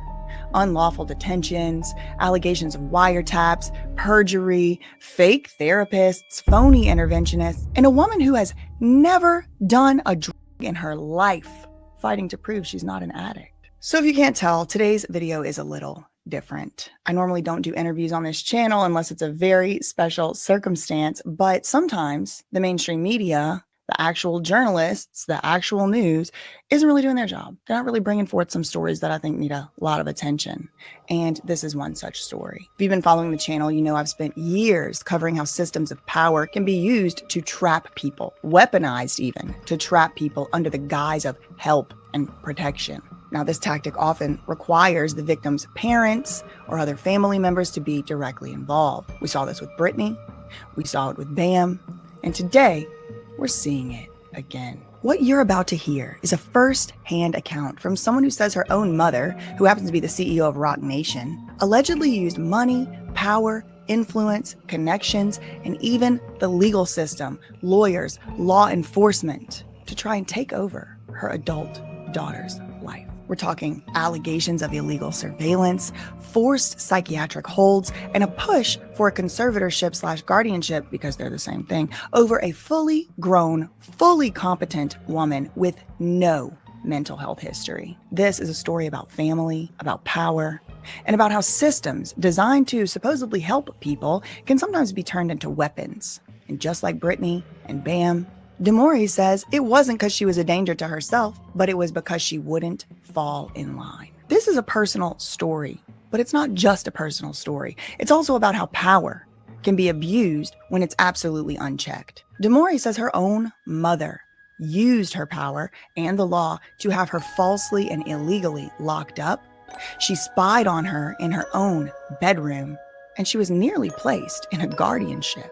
Now, before we get into it, nothing in this video is legal advice. These are all allegations made by Demore. Based on her firsthand experiences, I'm going to allow her the space to say these things, but I certainly wasn't there. I don't know. And everyone is innocent until proven guilty in a court of law or until proven liable in a civil court. Okay. Now, most of the allegations and most of the things that Demore is going to say here have been memorialized in a federal complaint, which we will insert some clips of as we move along, just to provide the receipts. Don't come for me. Okay. With all that said, let's get into it. Thank you so much for coming. It was really good getting to know you before we came on today. And also, I'm just so sorry to hear about all the stuff that you've been going through. It doesn't particularly surprise me or shock me because I've seen it, but wow. I usually am not actually getting to talk directly to people who have been through this. So thank you so much for taking your time. I'm sure you have other stuff to be doing tonight to educate people about this and to kind of get it out there, what you've been through. So thank you so much, Demore, for coming by. Thank you for the platform. I appreciate your research and I appreciate you caring enough to share it on your platform. Any time. So I just have literally like a list of questions. I was reading through that lawsuit. There will be a separate video of me kind of going through the complaint. And I understand you've now filed a second complaint as an amendment to your first one. So I haven't even had a chance to check in on that one. But I was reading through it and it just reads like you really can't even write something like that. You know, you can't even make it up. It's like, how do these people, got to give them one thing, they creative, you know, they could come up with some stuff. They can come up with some things. Yeah. So from that, I had a few questions and I want to kind of give you the floor and let you talk about whatever you think is important, needs to be talked about, because this is something I've covered, but I've never experienced it and I've never been through it. Seems like something it's not anybody wants to go through. So I guess let's start here. From your perspective, what was the first, or like maybe one of the first earliest moments where you realized that your mom, your own mother, was using her influence and her power to try to truly control your life? So I would say the first incident that made me realize that was when my then boyfriend, who's now my husband, was arrested for the very first time on December 30th, 2023. Because later, through discovery and hiring an investigative team, I found out that they didn't have any probable cause to make an arrest, but they went ahead and did it based off of power, influence, phone calls, emails, you name it, to the state attorney's office in Florida. So that's when it really struck me. You know, as a normal person living a very low-key life out of the media and having a mother as being the CEO of Rock Nation, a huge corporation, right? Dealing with a lot of high-profile people, I've always come across people like talking bad or, putting them in a bad light. But of course, as a naive, not really woke daughter of a high-profile individual, it all just seemed like conspiracy theories, right? When I would see reports or YouTubers talk about some of the things that, they thought that was going on and stuff like that. And it wasn't really until it happened to me and until I saw my husband in handcuffs in front of our 3 nephews, ages 2, 6, 8, and 10, who had to witness their uncle getting arrested at a farm, a children's farm. I did see that. That was awful. That situation, that traumatic situation really, really changes your life. And that's when I saw, okay, she has power. She really does have power. I got chills on the back of my head because I did see that, and it was like such an evil perversion of such a sweet and nice, wholesome little, seemingly like nice time y'all were having out there at the petting zoo or whatever. I'm like, wow, that she sent them over there to that place knowing. Oh, man. Well, they did a fake 911 call saying I was being abducted. That's why police responded so quickly. Oh, my God. And I loved it. You were going, do you have a warrant? Yeah. Do you have a warrant for his arrest? Yeah. I was like, yes, ask for that warrant. Oh, my God. No, and that's clipped. If you see the full body cam, which I'm sure that's going to be released. I have to see, but I mean, the kids are crying. I'm crying at the end. It's very bad. And it takes an evil person. You could have picked any day to fake a 911 abduction call. You could have picked any day. You picked that day intentionally, knowing that we were with the children. There was no need to do that to kids.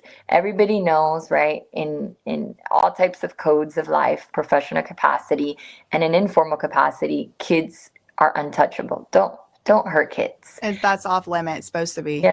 Yeah. So that was, again, that's where it started. And that's where I really saw the power. And it was just so wrong and disgusting. Oh, man. So what's something that you wish people understood more or at all about how easy it is to weaponize these well-meaning laws? I mean, a lot of people think if they're being used for the right reasons, okay, fine. But we learned in your lawsuit, and we saw you put the receipts right there, the exhibits right there. You did a hair follicle test at the insistence of you, and good shout out to you advocating for yourself, saying, no, I need to take this test because I'm telling you every single line. It wasn't not one line, didn't even say yes for Tylenol. Wasn't even an NSAID in that hair follicle, y'all. And here we are, locked up, can't get out.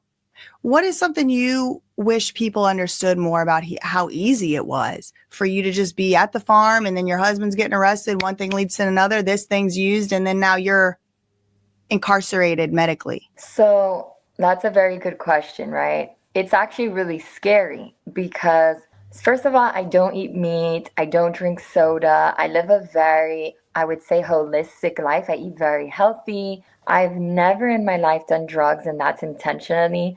I come from a background where both of my parents were drug traffickers. That caused them to not be in my childhood as much as I wanted them to be. I was raised by a phenomenal grandfather who I love to death, who I owe my whole entire childhood to, really. But being a kid and going through the trauma of not having your mom at every recital or, being there to tuck you in at night or a dad or whatnot. Once I was older to understand why they weren't around, and it was because, they were selling drugs. I mean, it wasn't just they were selling drugs. I mean, they were head of cartels, and my mom was a federal informant, and this is all public information. So that's why I'm sharing this. And it's not to it's not to throw anybody under the bus or anything like that. This is just what I experienced, right?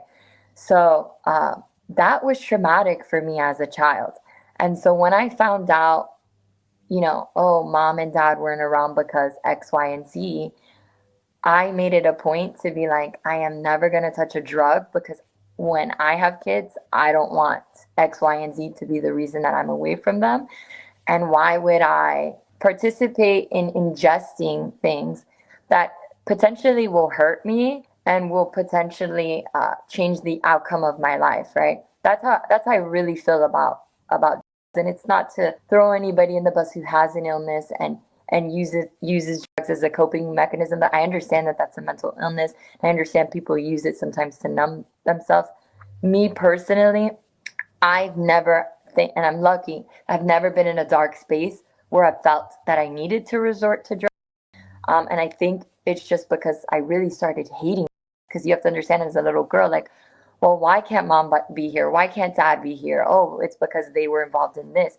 So my enemy, really, it was crazy. In my head as a child, I framed drugs as the enemy, but really they should have known better, right? As adults and parents, like, you have a child at home, like, why are you selling drugs? Like, but I was looking for something to blame. And so psychologically, I was blaming drugs. And so it was so drastic that I've never, and any friend that you ask, anybody that you call in, they can subpoena whoever.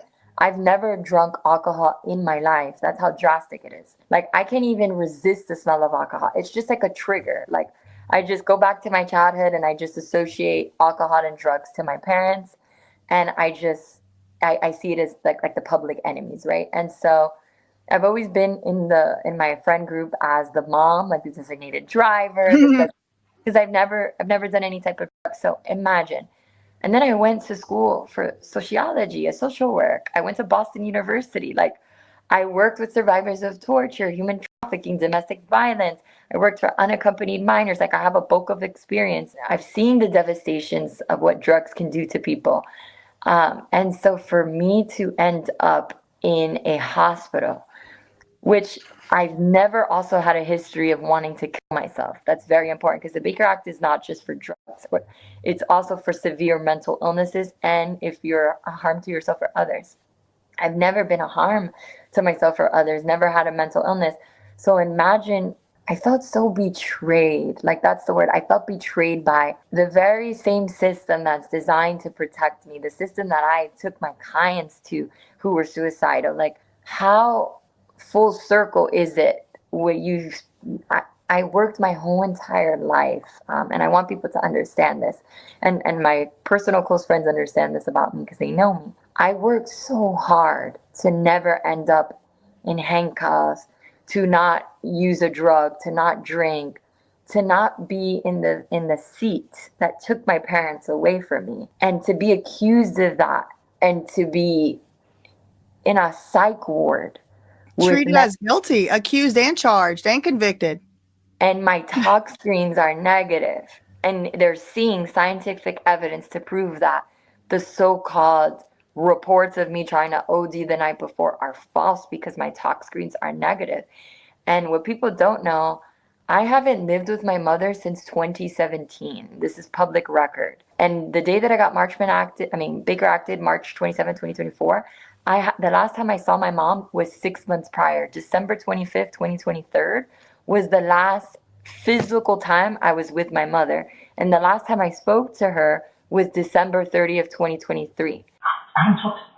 Yeah, I didn't know. I didn't even have a relationship with her. Like, I didn't know you had mentioned anything to her. So for Dr. Daniel Bobar to say, we got a call that the night before you tried to OD in front of family, how, if I wasn't physically living with family since 2017, specifically my mother, and I wasn't even in communications with her or the so-called two witnesses, one being a Rock Nation assistant by the name of Natalie Anderson, and another one being an aunt. I hadn't been in communication with them since December 30th, 2023. 6 months later to say the night before, where are the ambulance reports that I tried to OD? There should be an ambulance. Where's the police report? Because it didn't exist. So now I'm going to a hospital. You're seeing my tox screens are negative, and I'm still not being let go. So I want people to know this is scary. If it happened to me, it can happen to you. I lived a very purposeful life, like very purposeful life. I don't want to get emotional. To not end up there. I understand if I actually needed it, because I've taken clients to hospitals who have been suicidal. If I needed it, then okay, by all means. But the fact that I didn't need it and there wasn't any proof and it happened, it's scary. And it's a violation of my civil rights. It's disgusting. And it shows how easy it is to abuse. Not only, we know that you can abuse the criminal justice system, obviously, but it's scary when you can abuse and manipulate doctors and facilities and hospitals, because our healthcare should be the most important thing, right? When people say, like, what's your number one wish? Is a long life, health. So if we can manipulate the healthcare system, that's scary. And that's what I want people to know from my story. Yeah, that's really powerful. I know what you mean about going out of your way to avoid doing certain things and then just getting treated like that anyway. It's like you just put yourself back in all those times that you were like, no, and it's like you're betrayed by the systems like you trusted and you're in. You know, you've taken clients there. I think they even call it institutional betrayal. It's like an actual thing. So talking a little bit, right, of the pain, the suffering, the harm that the misuse of these types of laws and these types of systems, the weaponization even, I should say, beyond misuse. We know it's harmful.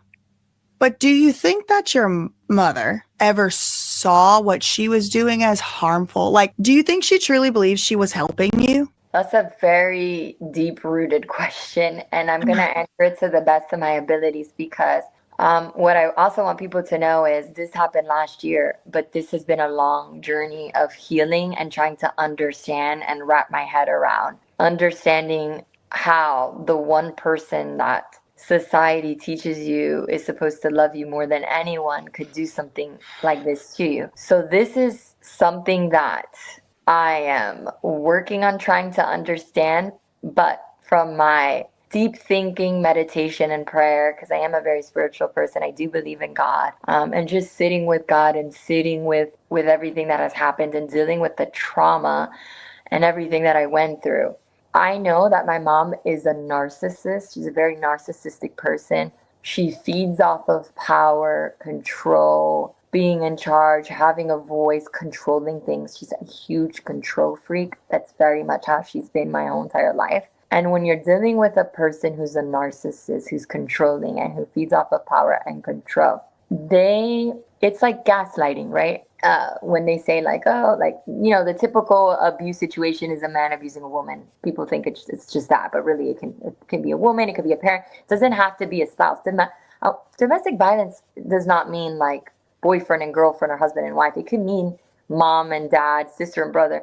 And I think people don't realize that because it's not spoken upon enough, right? People just assume, oh, your parents are there to love and protect you. There's this societal norm on parents, right? And so that's why I think it's important that I'm speaking up, because I know that there's other people out there that don't have that beautiful, picture perfect societal norm relationship with their parent. So to go back to your question, sorry, because I was getting off track there. She's a narcissist. So a narcissist, what do? They gaslight. They can be very abusive. They can be very manipulative.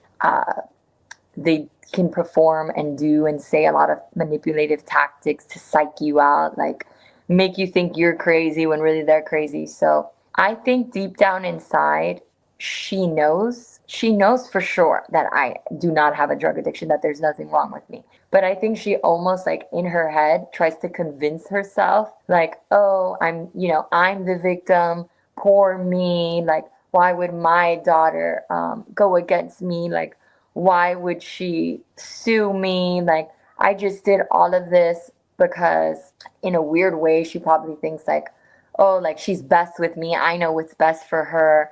So it's not necessarily that I think no, my mom knows that I've never done drugs. My mom knows that I don't have a mental illness. She knows that 1000%. I just think because she got caught, she has to keep that narrative of, oh, I was concerned. But I think deep down inside, it's more like it's like, I want to control Demore. I did this to have all rights and control over Demore, and then her convincing herself mentally, right? Because I do think she has a psychological issue, because it's not normal for somebody to do all of this. And a lot of narcissists and people who are abusive, right? There's something there. I'm not a doctor, but there's something there that's off, right? And so I think in a weird way, she's like lies to herself and tries to convince herself, oh, well, even though I want power and control over Demore, and I'm forcing it through legal and illegal ways, it's okay because I deserve this, because I financially supported her when she needed it growing up. Even though I wasn't physically there, I still did my best to financially support. So it's okay that I did this. I feel like she makes justifications in her head. I don't know if I'm making sense. Like, I think she makes justifications in her head for what she lacks. And then I think she convinced and almost lied to herself, like, oh, well, I did this because I need to control her because I know what's best. But not necessarily that she really believes that I'm a victim, or she really believes that I'm abusing drugs, or she really believes. She definitely does not. Because if that was the situation, my husband and I have been together since we were 14 years old. She's known him from 14 to 30. We're 30 years old. He's been very active in family events, very active in everything. No mother, if she really believed that their daughter was being abused, would have him around that much, number one. Number two, she knows I've never done drugs before. By the way, I even submitted to the court 10 years of like my own personal medical history, which I didn't have to do. Right. Just to prove it, just to prove it. She knows that because, she's booked my appointments when I was under 18 and saw, like, she knows it. She's never had an issue with me on that. And then as far as the mental illness, she knows it too. So I just think like, it's just her trying to convince herself it was justified, but not that she actually believes that I have a mental illness, or I wanted to kill myself, or that I do drugs, X, Y, and Z. So she probably doesn't believe she's really helping you. Maybe we don't know. We're not inside her head. We don't know. But it's like she convinces herself, like, if that makes sense. You get what I do.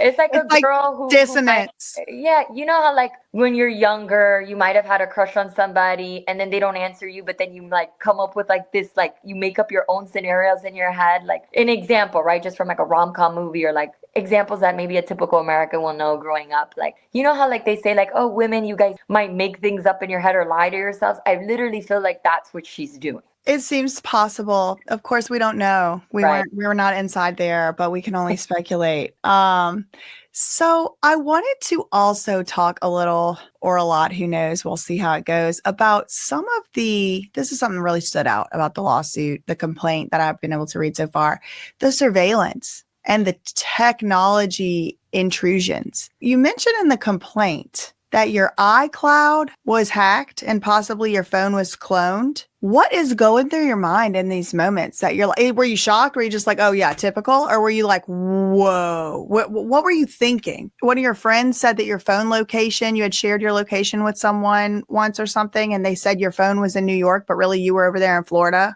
Yes. Am I getting it right? Yes. So it's crazy because I didn't know. I might have had suspicions, and my husband definitely knew, but we didn't really have the proof. I didn't really get the proof until March 24th.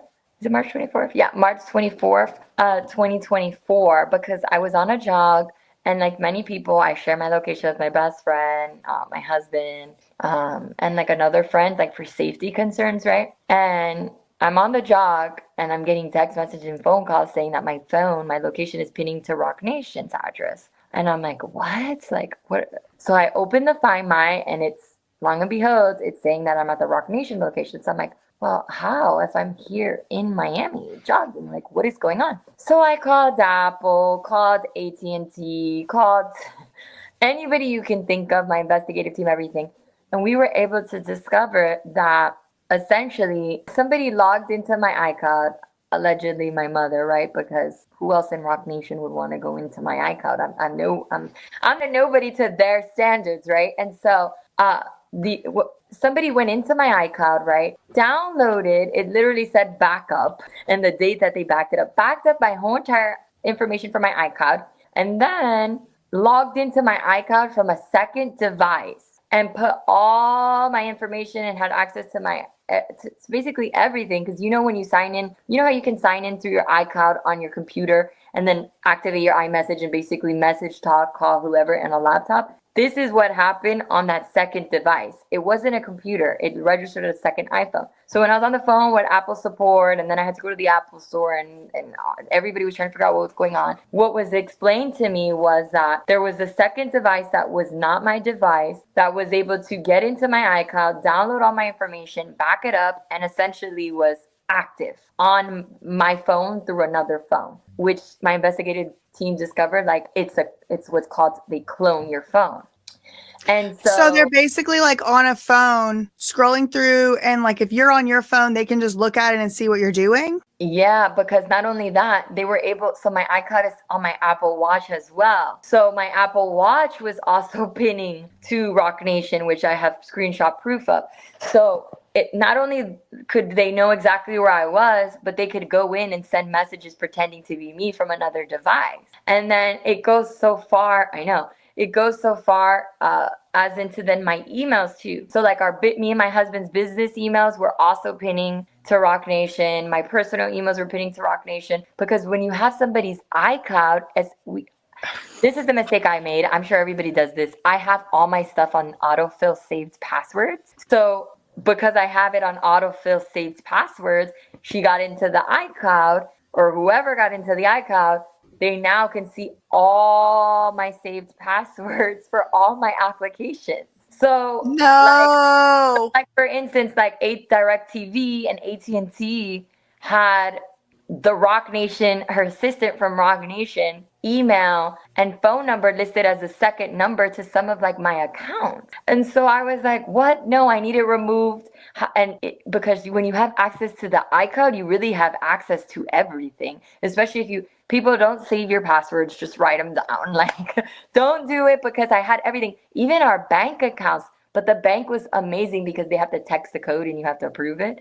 So we were, because otherwise they could. It's so aggravating going to the bank. Oh my God. But I always do think there's no way somebody could get into this bank account unless it's me. Like, there's just no way. No, thank God that the bank has that extra security measure. But as far as emails, like even like the light bill they got into, it was just insane. And so what's the point of them doing all that? What do you think? Getting information? Is it intimidation? I mean, I know you don't know. We don't know for sure, but just why? Well, as far as the messages, I do know, because we were able to find out, and that's something that's on the amended complaint, that they hired and they had a sophisticated software that only like high-tech cybersecurity forensic people have access to. And they did what's called, the feds do this, they dumped my phone. So they did a phone dumping of my phone, put everything onto the software, and not only could manage my messages, but can manage the other person's messages. This is something that our investigative team has discovered, is going to present in court. You guys will see this later on. Ooh, wow.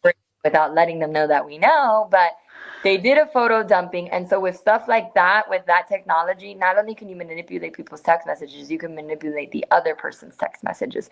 So that was used to say that, in my husband's case, to try to claim DV. So the beauty about that is I was able to prove, like with just putting out my phone and comparing the screenshot text with the dates, that the messages that were so-called screenshotted that my husband sent to me on my actual phone weren't the same message and the same convo. And so that was done to try to say that he was abusive, whatever, to charge him. That didn't go anywhere, because luckily in the closeout memo, the state attorney said everything was questionable. A lot of the evidence was fabricated, not true. That's why they didn't pursue charges. And so thank God for our state attorney doing her investigation and her due diligence. But to answer your question, that was the motive. And then I also think the motive was control, right?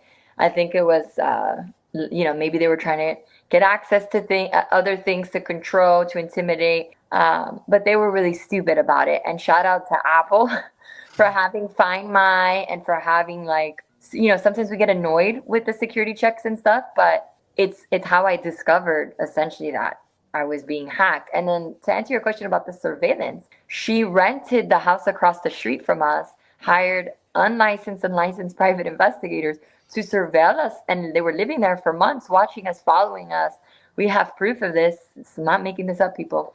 And, you know, the former BSO police officer, James Fondo, who's on the Baker Act video that you guys see, he admits on body cam that he placed a GPS tracker in my car. Well, I'm saying she's heading over here right now. Her or? Yes, they have a GPS on her. Okay. So she should be driving by any minute. So, very stupid. Very So stupid. It feels crazy, right? It feels like, what the heck? It makes you be like, oh my God, am I paranoid? But then when you hire a team that can corroborate everything and you got receipts and you're able to fight for it in court, it feels good to know, like, okay, I'm not crazy and I'm not paranoid. And look at the extreme measures that people, as long as you have money, resources, and connections and politics, you can get away with a lot. Really, you can.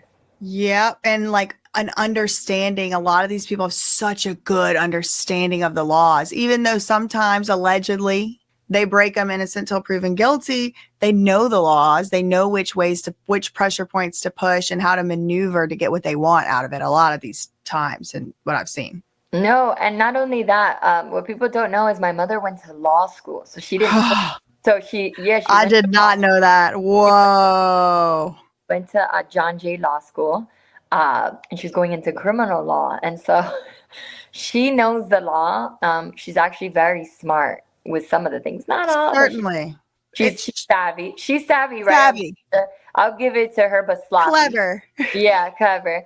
And then when you're hiring these big firms to essentially do your dirty work. So when you're hiring, and let me say allegedly, when you're hiring these firms, in my case, I can name the firms, and in my husband's case that are involved: Reed Smith, Quinn and Emanuel, all these high profile law firms, right? To represent you, right? A lot of people get intimidated by that and just assume because it's these high profile lawyers and these law firms that people are going to get away with things. But I'm just grateful I've had an amazing investigative team that's been able to fight back. And yeah, it happens. You know, when you have high profile attorneys, high profile law firms, a CEO of Rock Nation, somebody well connected with money and endless resources, a contract with the NFL. I mean, these are high profile individuals. It's sad, but that's all you need. It takes as easy as a phone call to make things happen. And so it's frightening. And, you know, it was crazy to think that she would have gone to that lengths to surveil me. And it honestly felt scary. It felt really scary because probably 90% of the people who were following me were men, grown men, with guns. Some that didn't have the correct licenses to be following with guns. They were following my husband. They were even showing up at my husband's nephew's school and surveilling the children. We have proof of that. They need to leave those nephews alone. Yeah, and so it's really scary because, you know, if they're doing it to us, I can't even imagine what's going on with other people allegedly. So it's just scary.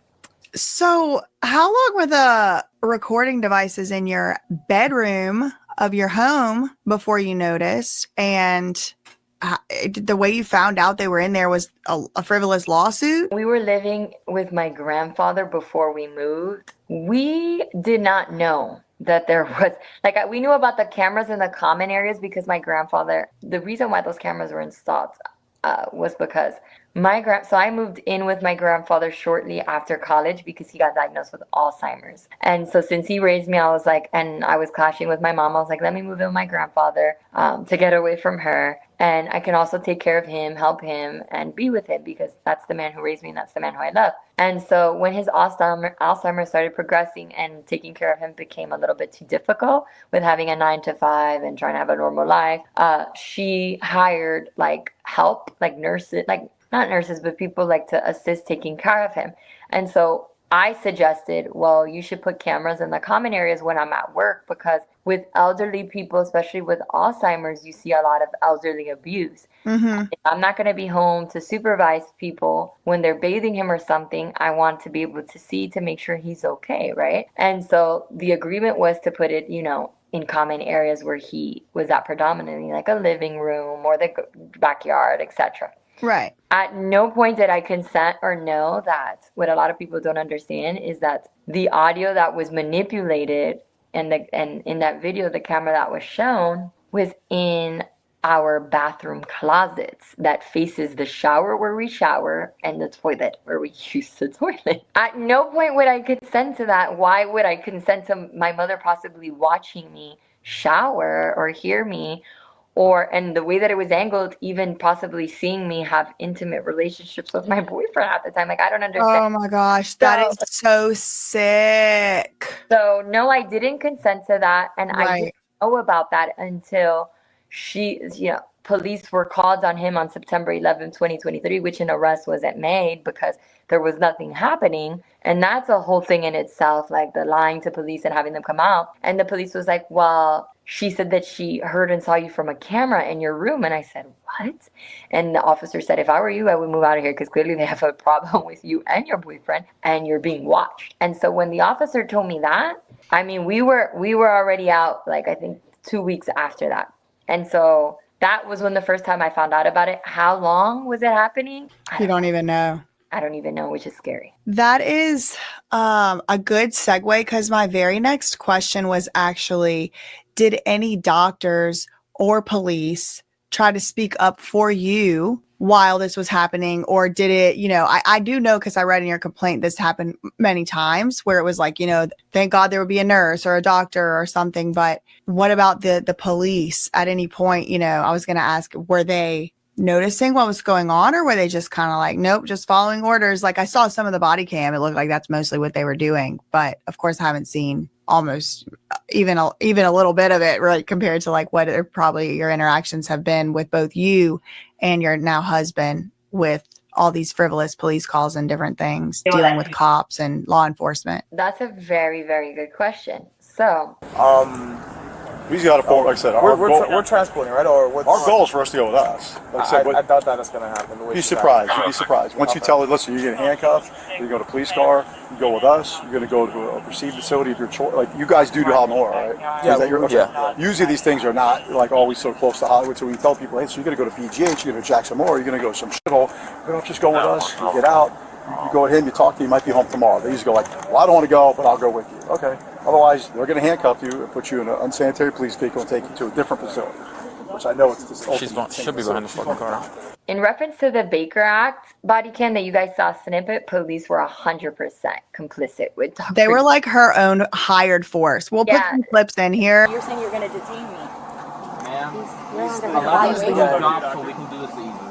Please let him Okay, I just don't want her to get back in her car, so. But yeah, no, like, signed, sealed, delivered, you were done. Like, these people had their minds made up. Yeah, so in the specific body cam that you guys saw for the Baker Act, it was Dr. Daniel Bolvar. I have 3 different collateral sources of information that say that she's been acting psychotic. Stephen Caddy.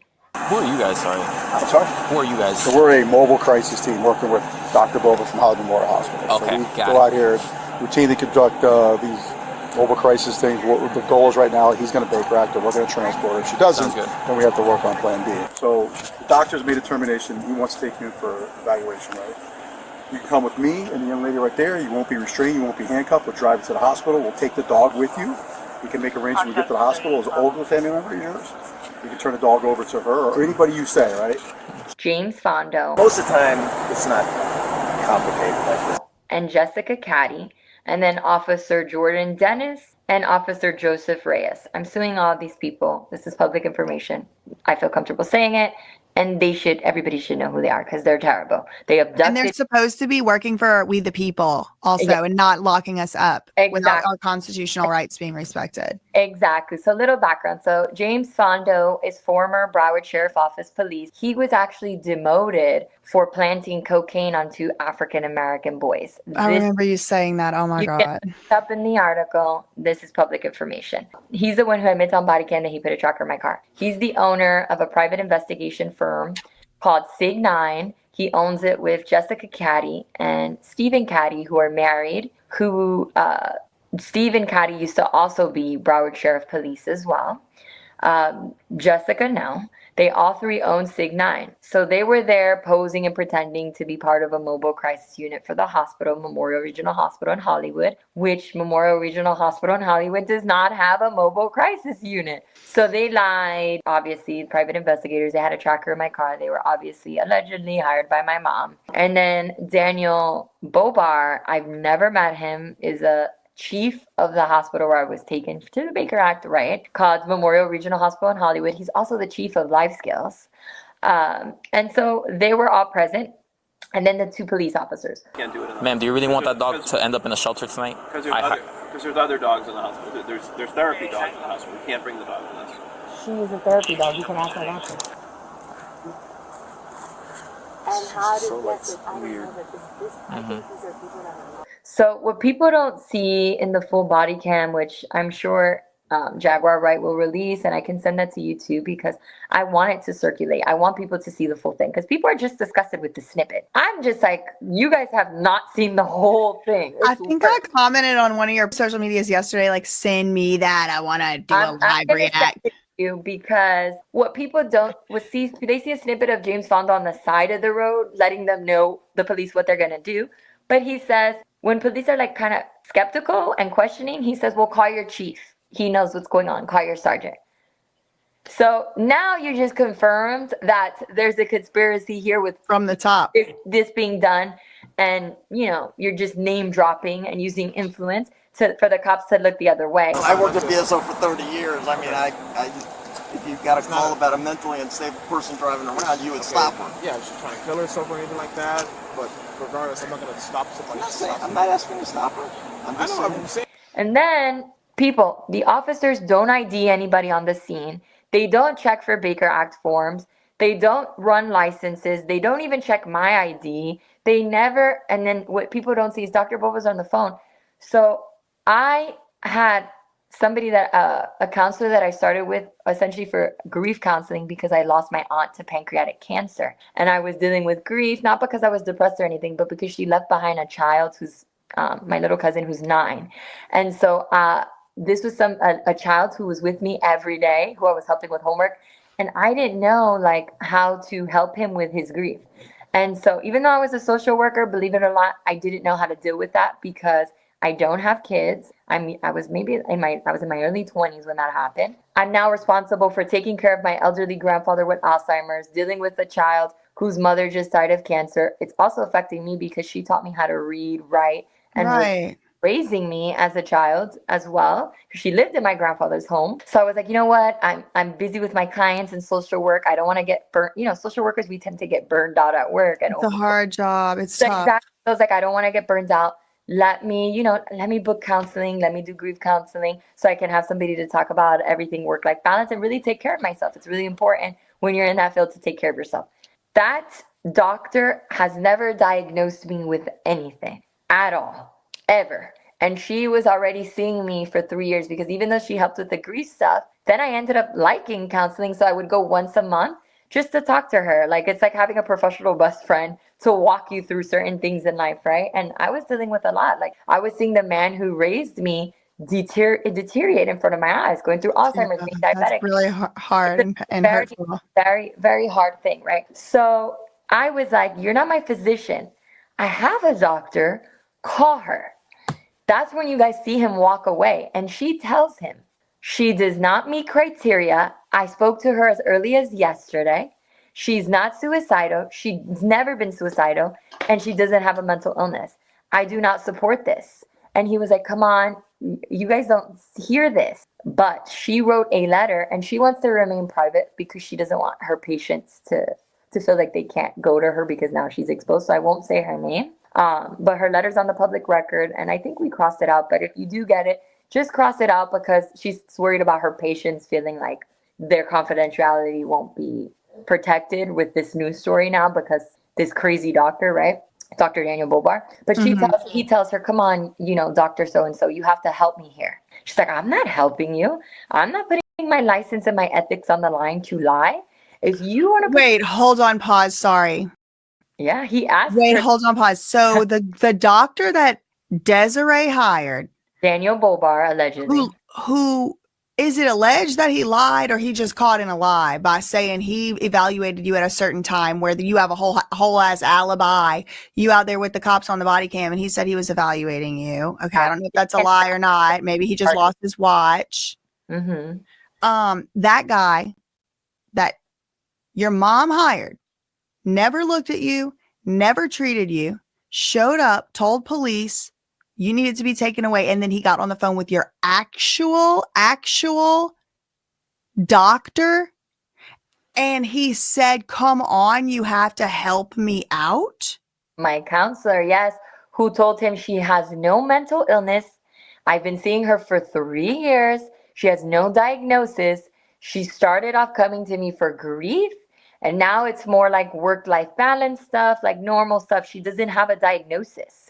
She's stressed sometimes like normal human beings, right? Because she has a very stressful, I mean, I literally was working with people who were seeking asylum for being like raped in the border and stuff. And so like she has a very stressful job. So she's seeing me for that once a month. And she's never been a threat to herself or others. She does not meet criteria. And then he asked her that. And she's like, nope, I am not putting my name on that. If you want to do that, go ahead. Go ahead. He said, you have to come on, help me out. Help this. What does that mean? What does he mean? Explain it to me like I have no idea. How would it be helping him though? I think like maybe he would have offered her something if she would have said yes, or, you know, he was making it seem like he had no choice, that this was something that my mom, you know, was pushing him to do, and he had to. That's how he was talking, allegedly, right? We don't know. But I just remember her, she was, you know, she was on speaker. What people don't know is that the phone, I put it on speaker so I could hear. So she was like, I'm not doing that. I'm not signing my ethics and my license. I'm an ethical doctor. She does not meet criteria. I don't care what her mother's telling you. Period. And so, yeah, and I love her, right? Because she's one of the few who wasn't bought. And she's a very respected counselor here in Florida. So then I told police to talk to her, and they didn't want to talk to her. They were like, no, we don't need to talk to her. He's the doctor. I'm like, he's not my doctor. That's what the full body cam was showing. I'll show you that. And then I even go as far as saying, like, you were paid by my mother. And he's like, every doctor is paid. I can go home today, correct? Go to the hospital. You're gonna go to the hospital first. If the evaluation turns out fine, then I can just. We You can discharge me. We gotta get started. And I can't request another doctor since you were called by my mother? Hey, listen. I'm just asking. Any doctor that you go to, you have to pay money to, right? I'd rather pay. If you go to an OBGYN, you have to pay the money. That's right? fine. No I doctor can sees pay it for any free. doctor. I don't like the conflict of interest. So can I request another doctor to do the You can evaluation? request the doctor to do a Okay, second and can I call my lawyer? when you get to the hospital. I saw him say that somewhere. Oh, that aggravated me. Yep. And so basically they did. By law, they abducted me. Yeah. Because they weren't a registered, there's no medical crisis unit. And so the police assisted with that. So to answer your question, like how complicit law enforcement were negligent. Law enforcement were not trained. Law enforcement, I'm alleging essentially in my complaint that they were paid, influenced, and pushed to do what they did, both in my case and in my husband's case. Body cams will speak for itself. Receipts will speak for itself. Guys, I know it was a weird one. Yeah, of course. You guys be safe. Take care. No worries. Yes, sir. Sir, pleasure. Sir, take care. Take care, guys. Appreciate it. We even have, because here in Florida, you can do a public records request. And you Right. The Sunshine Law. The Sunshine State. Shout out to the state of Florida for that. I will give them their credit for that because it has been Shout out to the Sunshine Act. The Sunshine Act. And so everything that I'm saying comes with receipts, and you will see that some of these police officers, some of these doctors, if not all, but some, I'm going to say allegedly some, right? We have proof that were complicit in being bought, pressured, influenced, allegedly. And that's my answer really to your question about, do I think law enforcement was helpful? I think the only people who believed me were like the nurses at the hospital, but those are small people in the hierarchy. They don't have the power to like, even like, what are they going to do? Like that's. They were trying, by the way, they were trying very hard to call supervisors, to call the head of this, and they would come. But Bobar would essentially ignore them, not listen to them. And so it became really difficult. But even the staff at Life Skills, they were doing their best and putting a paper trail. Nothing is wrong with her, acting good. Like they did their due diligence to defend me on a paper trail. and they were telling Bobar, but when you're But they were still holding you in there and not letting you to leave. right. And so, because remember, these are the little people, they don't have control. Right. So the little people are doing their job and They're trying to trying, yeah. but they don't have that much weight and power. And so that's why I'm suing Life Skills, because it's the higher ups. It's like, you're aware that this is going on. Your staff is reaching out to you. You're ignoring your staff. You're complicit. You're negligent in this. Like, shame on you, Life Skills, for seeing everything that's going on and keeping me there. Shame on you, Memorial Hospital. I have a negative talk screen. You should have let me walk out. I don't care if he's ignoring you. Call the owner of the damn hospital. Do what you have to do. And so, yeah, that's my answer to like how involved they were. So there were people, doctors or rather nurses, people kind of like lower on the pecking order of power who were trying to help and who did what the best they could do with the little power that they did have. Yes, they did their notes, and those notes helped me because it's a paper trail, and I've been able to, I submitted that in my amended complaint. Like, she looks normal, has no drugs, doesn't meet criteria. Like, they were doing what they could do, you know? But when you're like an RN at a Memorial Hospital and you're going against the chief, it's very hard. It's very hard. And so that's what I want people to understand. This needs to be investigated because the Baker Act and the Marchment, but specifically the Baker, needs to be rewritten where there needs to be multiple physicians signing off on this. And not one guy, one chief, you know, being able to have the power to ignore. It shouldn't be that. They should have 4 people evaluate somebody before they Baker Act, really. It's so serious to take away somebody's freedom to move about. This is the land of the free, allegedly, since we like that word today. Like, it is such a serious thing. Like you said, it was abduction by law, allegedly innocent until proven guilty. Like, it's a kidnap. Get in this unmarked gray truck right now. We have guns and tasers. Like, what? This is taking people's liberty. And it's like, you know, I think there's something to be said for rewriting these laws. But I also think before or in addition to that, these people, they're breaking laws. Like, that's the thing that's got me so stuck here, is that the people on the lower levels of the power structure, they, not lower levels of, obviously, you know, people, but the people that are kind of closer to in the hierarchy, closer to like normal people, like down here, like we don't have a lot of power. We don't have the software to be mirroring somebody's phone and all that, or even to allow someone to leave out of a hospital. Like, these are modern day asylum prisons. Okay. Like, they call them treatment centers, but you yourself, someone who's never touched any illicit substance, I heard you say in an interview, you gotta be category 5 headache to even take a freaking Tylenol. And so if somebody to that extent and to that degree of like, don't use drugs at all, can be abducted, AKA kidnapped, by force of law, because there were cops there. I saw that footage by that marina, went nowhere you could go.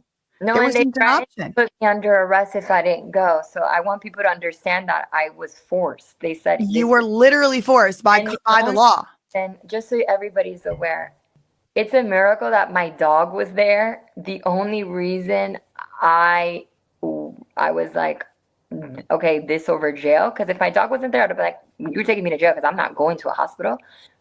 Is because they threatened to put my dog in a shelter. And anybody who loves dogs and has a dog and is a fur baby mom or whatever, and I'm trying to keep it together because it's just maniacal. It's diabolical.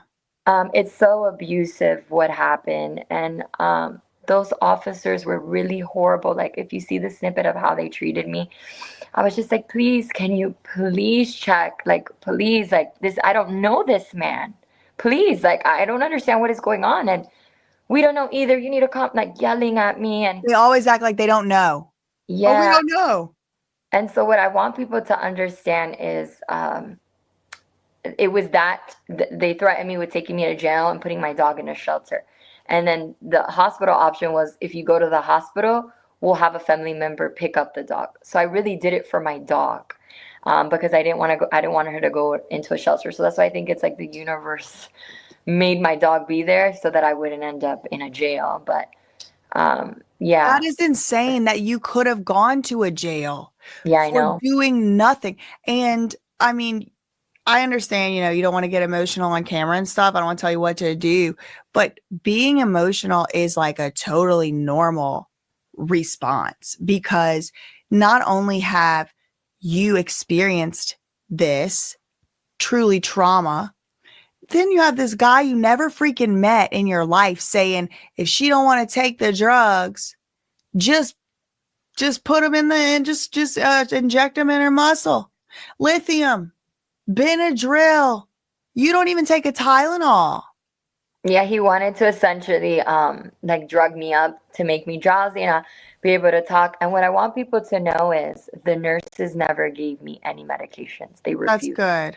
They never Thank did. God. They thought, yeah. And so I'm so grateful to those small in the hierarchy of the corporate hospital. They didn't. But I think it's important that you're highlighting that he ordered that, because that means that more than likely, allegedly, he has drugged people that do not meet criteria to be drugged. And that is very scary. He changed my diagnosis 4 times. He put like first psychosis. He then diagnosed you without even seeing you. Put psychosis, drug addicts, schizophrenia, hallucinations, like a whole bunch of stuff. And if you do Google research, you don't even have to be a doctor. You will not be medicating somebody or sending Benadryl. He ordered Benadryl, Tylenol, and lithium. Lithium is bad. Well, listen, take it if directed by your doctor, y'all, but that's what Britney Spears, she said no to a dance move in her residency. She said immediately the next day, my doctor put me on lithium. It was so powerful. I felt like I was drunk. I couldn't even talk. I couldn't even talk to my parents. I couldn't do anything because she said no to a dance move. It's like these parents, this unchecked power. And this is a time to tell your story, but I do want to highlight it can happen to anybody. And a lot of times people are like, I don't care about somebody that's addicted. Let them get put over there. They probably need it or whatever. But like, okay, fine. What about it can happen to somebody that's not even in a psychosis? You are out there minding your business, trying to go have a business, literally minding your literal business, trying to do a business thing. And police with guns and tasers show up, and you have to get in an unmarked gray truck to go to be, for all they knew, forcibly drugged. For all they knew, they were sending you off to be drugged, and they were just talking like, I don't know anything. Y'all, we got to do something about it. It's too much. It's too much. That's my opinion. And then your mom tried to get a guardianship. What were you thinking? I mean, whenever you, it's like first your husband, and then the baker, and then the marksman, and then this. It was now she tries a guardianship. It was attack after attack. I think you're the only person who posted that. And I'm so grateful to you for posting that, because what people I don't think have heard me say is that has to be the scariest part of what happened to me, was receiving a guardianship petition, because I instantly thought about Britney Spears. And so I know as much as the public knows from just reading blogs and the documentary and everything, but what I want people to understand is, so I was Baker acted illegally, Marchman acted illegally, then I'm in a facility, my husband's getting arrested multiple times illegally. The purpose of having me committed was to avoid me from testifying so that they can charge him with something. By the grace of God, it didn't happen. But there's cases and there's situations where there's people sitting in prison who don't deserve to be, but that's all I'll say about that. But I got lucky in the situation that my husband had an amazing attorney by the name of Naeem Hassan, who's phenomenal. If you're in Miami, Naeem Hassan. If you're in Miami, hire him. Like, he is godsend, and he did his due diligence and whatever. My husband was able to win. But while I was going through the baker, the marchman, she was very proactive and smart in that usually when the court grants a marchman and a baker, it's really easy to get a guardianship because they think you meet criteria. So of course she filed for guardianship.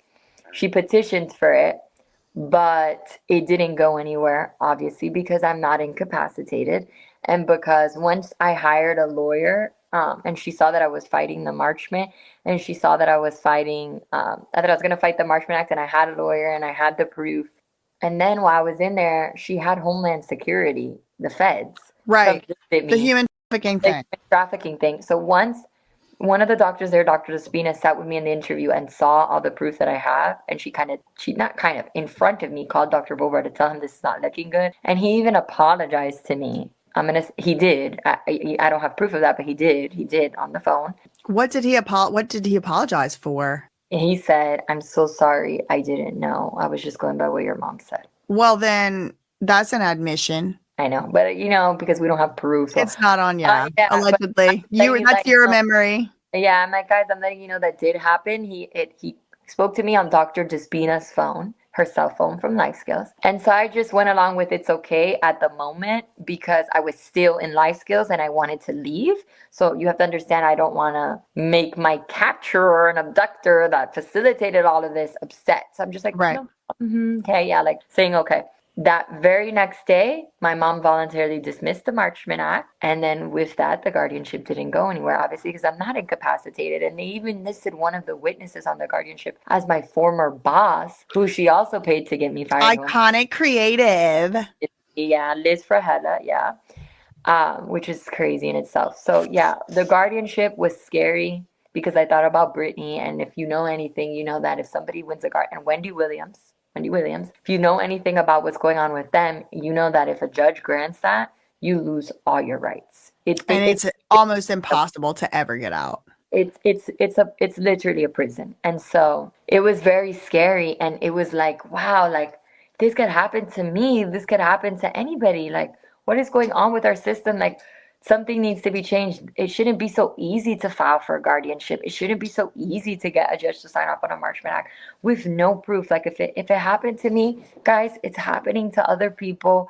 We really need to investigate. Something needs to be done. Laws need to be rewritten. And the people that are conspiring to make this happen, Dr. Daniel Bobar, Desiree Perez, CEO of Rock Nation, Alan Levine, who was my mother's attorney who did the Marchment Act, any judges, the police officers, James Fondo, Jessica Caddy, Stephen Caddy, all these people who participate in this need to be in jail or need to be held accountable. Something needs to happen for this to stop because, again, I'm not saying I'm better than anybody by no means, but I didn't meet criteria, and that's the reality. I wasn't supposed to be there. Not because I'm better than anybody, it's just because, guys, I did not meet criteria. So if it happened to me, it happened to you. And so that's what I have to say about the guardianship. It was scary, very scary. I never imagined myself to ever be served with a petition for guardianship. My stomach, like just talking about it now, makes me a little bit nervous. Like that somebody could file that, like it's that easy to file without any real proof. Like it's crazy. And especially in Florida, they allow people to say like, I'm a loved one. I have a right. She even says this, Desiree, in her motion to dismiss. She says, I have a right under the Marchment Act. I'm a grown woman. I'm not a minor. She has a right under the Marchment Act to have called and did all that stuff. And so because she did it in good faith, because she had a right to do it, then she can't be, held responsible for it. It's shocking that people think they have rights to other people's rights.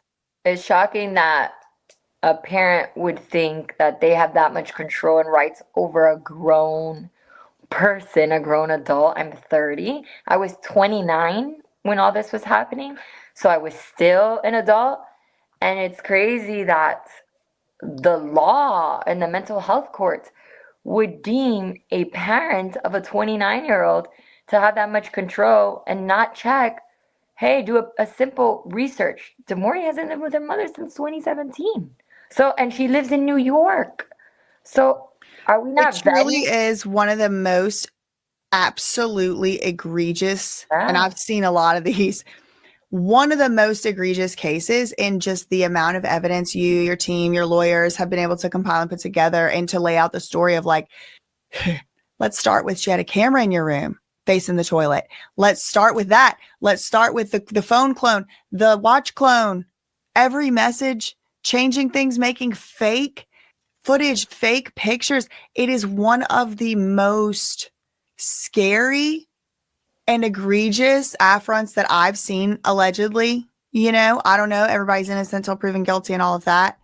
But I am very happy to help you to share this experience, because it's I feel like it's also my purpose to shed light on this stuff, that it happens. Generally, yes, I am fighting for the rights of people who do have addictions, who have struggled in the past with them.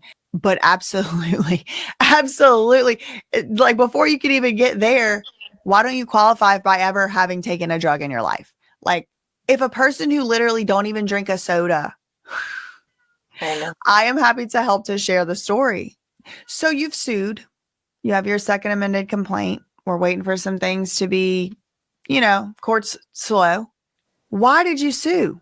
What do you hope the outcome will be in general? And I'm sure you're trying to do it through this lawsuit, but in any way, what do you want? What do you wish to accomplish from the lawsuit, and hope that it will, for your own self, right? I mean, systems and weapons and systems and things, but just for you, what are you hoping to be able to do with the lawsuit? Because it's not easy. It's not fun to be in a lawsuit, suing or getting sued. No. So I think what I want people to know as well, and Hilton, this is public record, provided that information in some of the motions that they filed in response. So people will find out through there. But for the people who don't have the capabilities to download Pacer, the reason why it took a year is because we were working behind the scenes to have sit-down conversations with her, to involve attorneys, to try to resolve it, because I was still trying to give her grace as having the title of my mother. I was still trying to do that, because what people don't understand, it's not just my mother. We're 6 siblings. I've lost my brothers and sisters to this. My grandmother died 2 months ago. Now, as recently as 2 days ago, which you probably saw on my Twitter, she has blocked my number. I can't contact my grandfather. She's not allowing me to see him. That has been the most painful thing. I think that that's worse. Does she have a guardianship over him? So she has power of attorney. So I've now had to hire another lawyer to file something in family that I'm working on. So I think that that's the worst thing that she has ever done to me. And like I say, hurt me, hurt my husband, but you're hurting my grandfather, because he's 90 with Alzheimer's and he still knows me. And I called him every other day for the last year since this has happened. And so I have like cleaning ladies telling me that he asks about me every day, but they were told that if they can connect me to him, that they'll get fired. So I just, I spent a year trying to, behind the scenes, give her grace as my mother and try to come up with a solution and something where she can stop attacking us and doing these things, because I was trying to establish relationship with my siblings. I have a niece that was just born 6 months ago that I've never met because of this. My grandmother died 2 months ago. I wasn't able to go to her funeral. Now I can't even talk or see my grandfather. Like, I'm losing my family, like the people that I grew up with, because of this. And so I did my due diligence behind the scenes. And just when we thought we were going to work things out, she sues my husband on April 8th, 2025 for a frivolous lawsuit. So at that point, I was like, she's forcing me to defend myself. And what is the number one thing that a narcissistic person cares about is their image. And so that's why I had to go out to the media. That's why I had to file the lawsuit, because I saw that her ego and her image were more important than her relationship with me, which is terrible. But it's a hard pill that I had to swallow. And then the icing on the cake, I didn't think she could do anything worse, was what she's doing to my grandfather. And so now that's solidified, like, Demoria, you did good suing, you did good fighting back, and you did good exposing her. Because as crazy as all the trauma she's put us through, because I'm so innocent, I think very innocently, and I have a good heart. For a while, I was like, did I make the right decision in suing my own mother? Oh my God, is the world going to think I'm like this horrible person? And the world actually responded exactly how my attorney said, uplifting me, supporting me, and understanding me. And there's so many people that actually have abusive parents or narcissistic parents that are like, no, you're not alone. And and they understand me. I didn't think I was going to be so seen, and I'm grateful. I want to say thank you to everybody who's reached out and as praying, because I don't feel alone, and I love the messages. I read them, I reply, because I'm not this high profile person, so I appreciate it. But I tried, I really did, and her doing the thing of what my grandfather really solidified that I needed to do this lawsuit and I needed to take it to the media, because all she cares about is her image, her title as the CEO of Rock Nation. That's why she's shadow banning people, reporting posts, trying to get people's accounts shut down, intimidating people. And so I had to do it, guys. My goal is for her to just stop this. Like, peace, justice, obviously, all those doctors, everybody needs to be held accountable, right? So justice, but really for myself, peace. Like, I need to live a peaceful life and not worry about if a court processor is going to sue us for some stupid thing that we didn't do, or worry about if an investigator is going to be following me to a dance recital for one of our nephews, or like, just I don't want to look over my shoulder to think that you're sending somebody because you want to intimidate me because I'm on here talking in an interview. Like, just peace. Like, you live your life. I've tried. Clearly, you don't care about our relationship. If you did it to me, I can imagine how many people you're doing it to. So just peace, justice, and to see and be able to speak to my grandfather now. I never thought I would have to say that as my goal, but it's now a goal as recently as 3 days. And so that's why I'm posting videos. What you guys can do to help me is repost and reshare, since we're being shadow banned and since big, powerful media outlets are refusing to report on it. So reshare, because a narcissist doesn't like her image to be tainted and exposed. And I think she needs that so she can stop. Let me see my grandfather. Let me talk to him. Like, stop with the nonsense. Like, for me to have to take this to family court is ridiculous. And what people don't understand is she's hurting me more than she's hurting my husband. And I'm her daughter. Like, what did I do to you?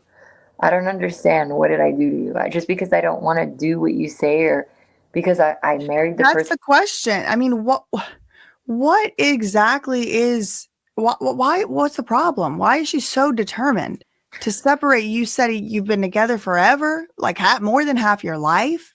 This is your high school sweetheart. This is your husband. You've been together since you were just kids. So, why is she so determined? I think it's a mixture of racism, classism, and she never thought we were going to last. In the very beginning, she didn't like him just because from the neighborhood where he was born, which is, it's so hypocritical, because she was not born in the best neighborhood and was a drug trafficker, and she was just judging him for being black and being born in a bad neighborhood, and just judgmental. But then as we grew up, she just assumed we were going to break up and not last. And then I think after college, when she realized, okay, he's not going anywhere, she actually offered him a position in Rock Nation. And she actually offered me a position and wanted us to move there and work there. And we said no. And as you can imagine, when you say no to somebody who's all about power and control, they take Because insult. y'all probably knew what was going to happen as soon as you started working there. So they're going to be all in your business. You going to be on the Rock Nation phone? No. Yeah. So I think it's really about power and control. She doesn't like that my husband's a very independent, free thinker and free speaker. He does not conform to what society norms are. He has different beliefs. He went to the University of Connecticut with a full scholarship for D1 football. He could have gone to the NFL. He never wanted to go to the NFL. He thinks that the NFL, I don't want to speak for him, but he thinks the system within the NFL is not in the best favor for black athletes, right? And him being as a black man, he didn't like how that system is set up there. Imagine being a person to think like that and speak like that. It's kind of the opposite of what the normal, typical person you would think would speak. And so she didn't like that. And so he's uplifted me, educated me, just like I have for him. And so her seeing, oh man, like, he can influence her possibly more than me, or he's showing her a different side of the world that maybe I don't want her to know. Like, that can be threatening for somebody who's always had control over a person. She's very much had control over me my whole life, right? Usually parents do. And so I think she felt threatened by him and insulted. And then at the same time, she wanted oh, she wanted him to like, oh, you can make more money and you can make millions of dollars as opposed to what you're doing now, because that's, you know, she really cares about money and status. And so I think she didn't like that too. Like she wanted me to be with a millionaire and oh, date this person and go here. And so it's really just about power control, classism, and just like your typical like narcissistic parent. Like, I want this from you and this is what I envision. And if you go left, oh man, you must be getting abused. You must be getting coerced, because why on earth wouldn't you be doing what I say? Yes. It's really just that. And that's the thing, when I'm reading through her law filings, it's like whoever's writing this really must believe it, or they're really good liars. It's like they're living in the Delulu land, or they're just so good at lying, because it's like it just doesn't add up. And the stuff they're saying and kind of like admitting to, like it's total like, excuse me, explain how you got those recordings that you're referring to. Not only that, you have to understand, what people don't understand, when lawyers get paid a lot of money, when people get, not just lawyers, when people get paid a lot of money, that's when you see who's ethical, who's not, and who sells their souls and who's not. It's really sad, but it's really all about the money. And, you know, lawyers are supposed to do what their client says. You're dealing with a control freak who has a lot of money. I can't even imagine what those lawyers are going through. I can't even imagine, because I've seen it in real time how she talks to some of her lawyers. So I'm not surprised. So how can we support you? How can people support you? I know you said sharing your shadow band, sharing the things that you're sharing, amplifying the message. What else can people do to support you through this? And I guess I'm thinking, like, is there anywhere we can report some of these people? Is that something you're working on, or? Yeah, so that's a good question. So number one, that my Instagram is Shadowband. Guys, go on my Instagram, follow it, comment, repost. It's at Blackbird0527. I'll send it to you to pin under. And I'm not telling people to follow me because I want followers. I'm telling you guys to follow me. Because you're Shadowband, and it's to get the message out. And I want to get this message out. So that's why. This is not for clout. This, by the way, this is the first time in my years of social media that my page is public. So that goes to Oh, really? Never had a public page in my life. So I did it because I need the story to get out for justice and everything. So really following my Instagram, reposting it, resharing, sharing as many platforms. If you know somebody who has a nice platform, like you do, like referring me, I'll do lives, I'll do interviews up until I can, right? Unless a court orders me to stop. Just really getting the word out. That's the best way you can really help. And then as far as complaints, we're working on that. I'm going to see if we can incorporate the public too. That's a good question that made me think. I'm going to get to my attorney on that and see. Yeah, I mean, people are like, very often, you know, there's petitions, but like there's complaints on licenses. There's like, you know, there's ways to mobilize that's legal and is peaceful and is the appropriate route, right? Like, this is why these hotlines exist. This is why, I mean, if they can call Department of Homeland Security on you, who can we start reporting some of these people to for body brokering, etc.? For an investigation. We don't know, you know, that's why we have to report things to the appropriate authorities. And I love to report somebody personally. The Karen comes right out. We'll be ready to speak to a manager immediately. So I'm going to get that info for you guys, because we have filed some things, like me and my attorney and team.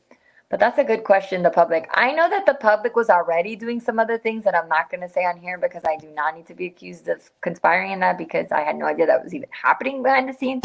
Yeah, let's not include anybody else then, girl. Just let's only talk for ourselves then. Yeah, I'm going to ask my attorney, and then if there is, then I'll share it with you to share it with the platform.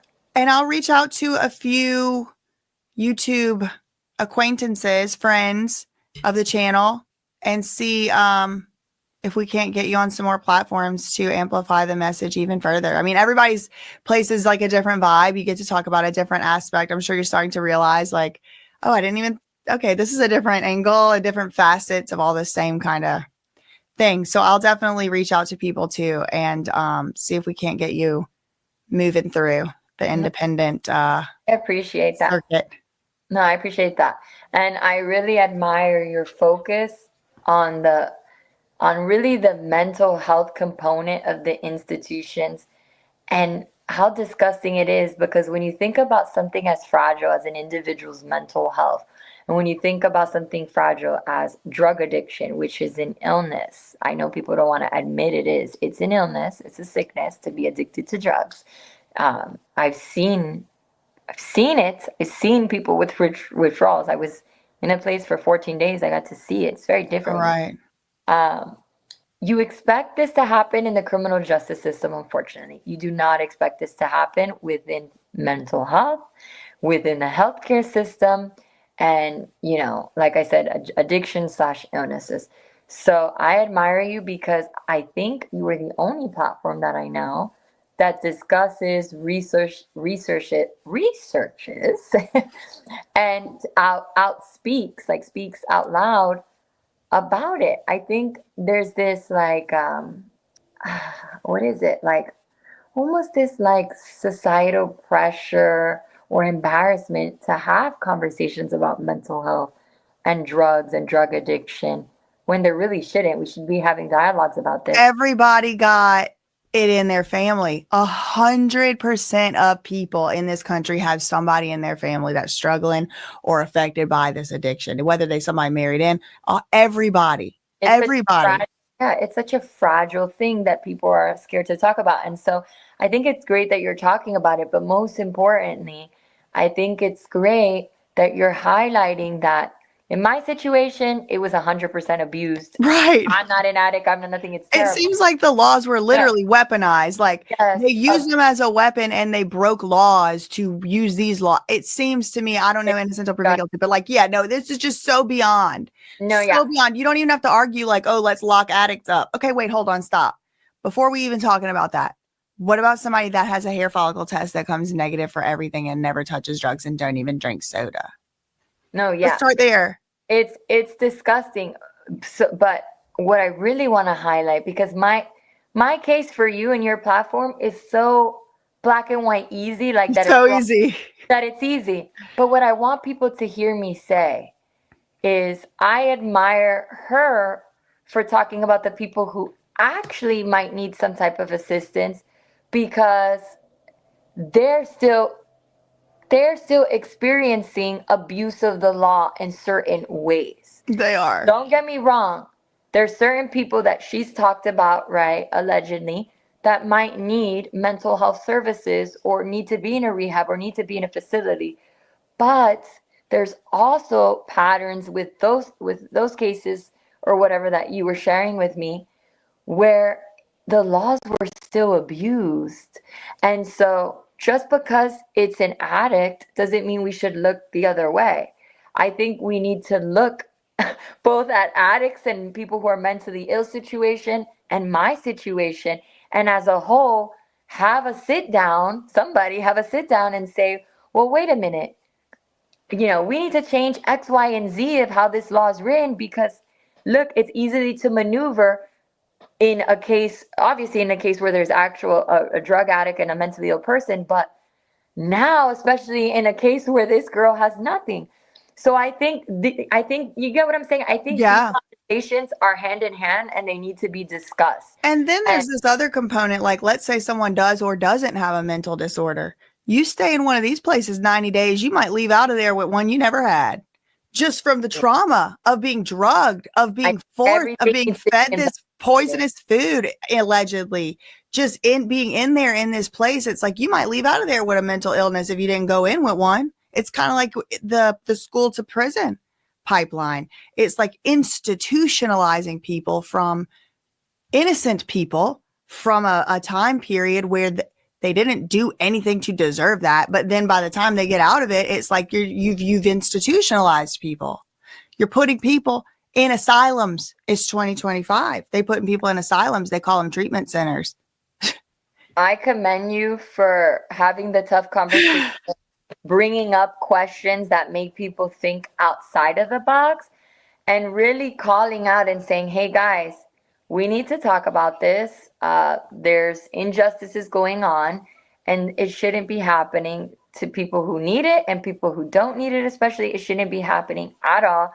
And everything should be investigated, from the hospitals to the people to the courts to everything that's going on needs to be looked at, because when And held accountable. and held That's the thing. accountable. People got to start having some consequences. Period. We can't allow something as fragile as our health care to be abused in this matter. So I commend you for having the conversations and thinking outside of the box and creating dialogue with your audience and doing your research. I really commend you for that. Thank you. And I Thank appreciate you. you for doing that, because it's allowed me to come on here, share my experience, and for people to really see this is scary and can happen to them. So I do commend you. It is terrifying. I'm so sorry to hear the whole story. I'm sure I only know a very small part. I'm sure it's very exhausting to continue repeating it, especially some of these more newer things that have happened that you're still processing. And for sure, you'll always, you can always come over here if you want to come back and just have a TMZ special. I found that aspect of the story interesting.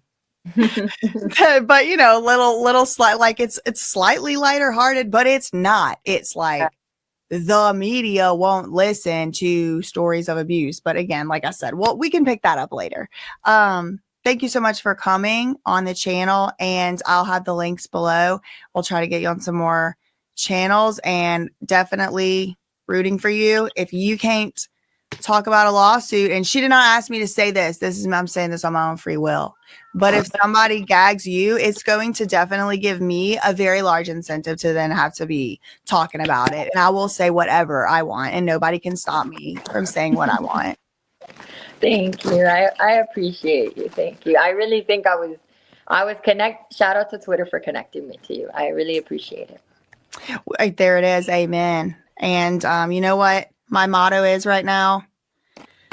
As long as you just do the right thing every chance you get, probably everything's going to work out. Yeah. No, I think I believe that too. That's why I was like nonchalant about coming on here. I'm like, well, if I'm telling you the truth, what could happen? I'm pretty docile. I mean, I don't have a manager. I don't have a production team. I have one editor. I make money on YouTube, and it 100% all goes to legal fees. So I'm not, you do have to be careful, but you have, the person who raised you has prepared you to know what to watch out for in the world. And you probably have an excellent discernment and intuition and pattern recognition and BS detector and ancestors with you and all of that, So I don't like when people tell me, be careful. Shut up. Shut up. Careful of what? No one's going to hurt me. Well, it's not about hurting anyone. But what has been done, unfortunately, is a court order for her DMs has been issued.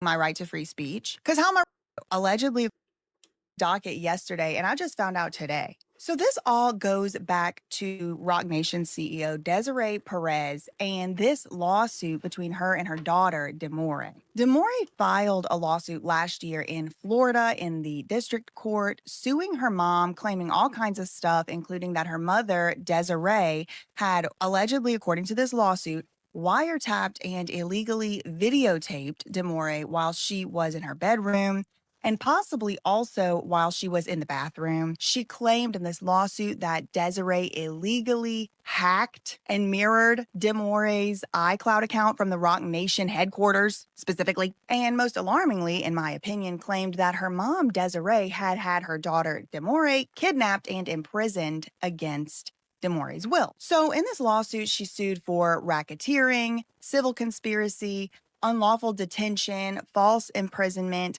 constitutional rights violations, and that's just to name a few.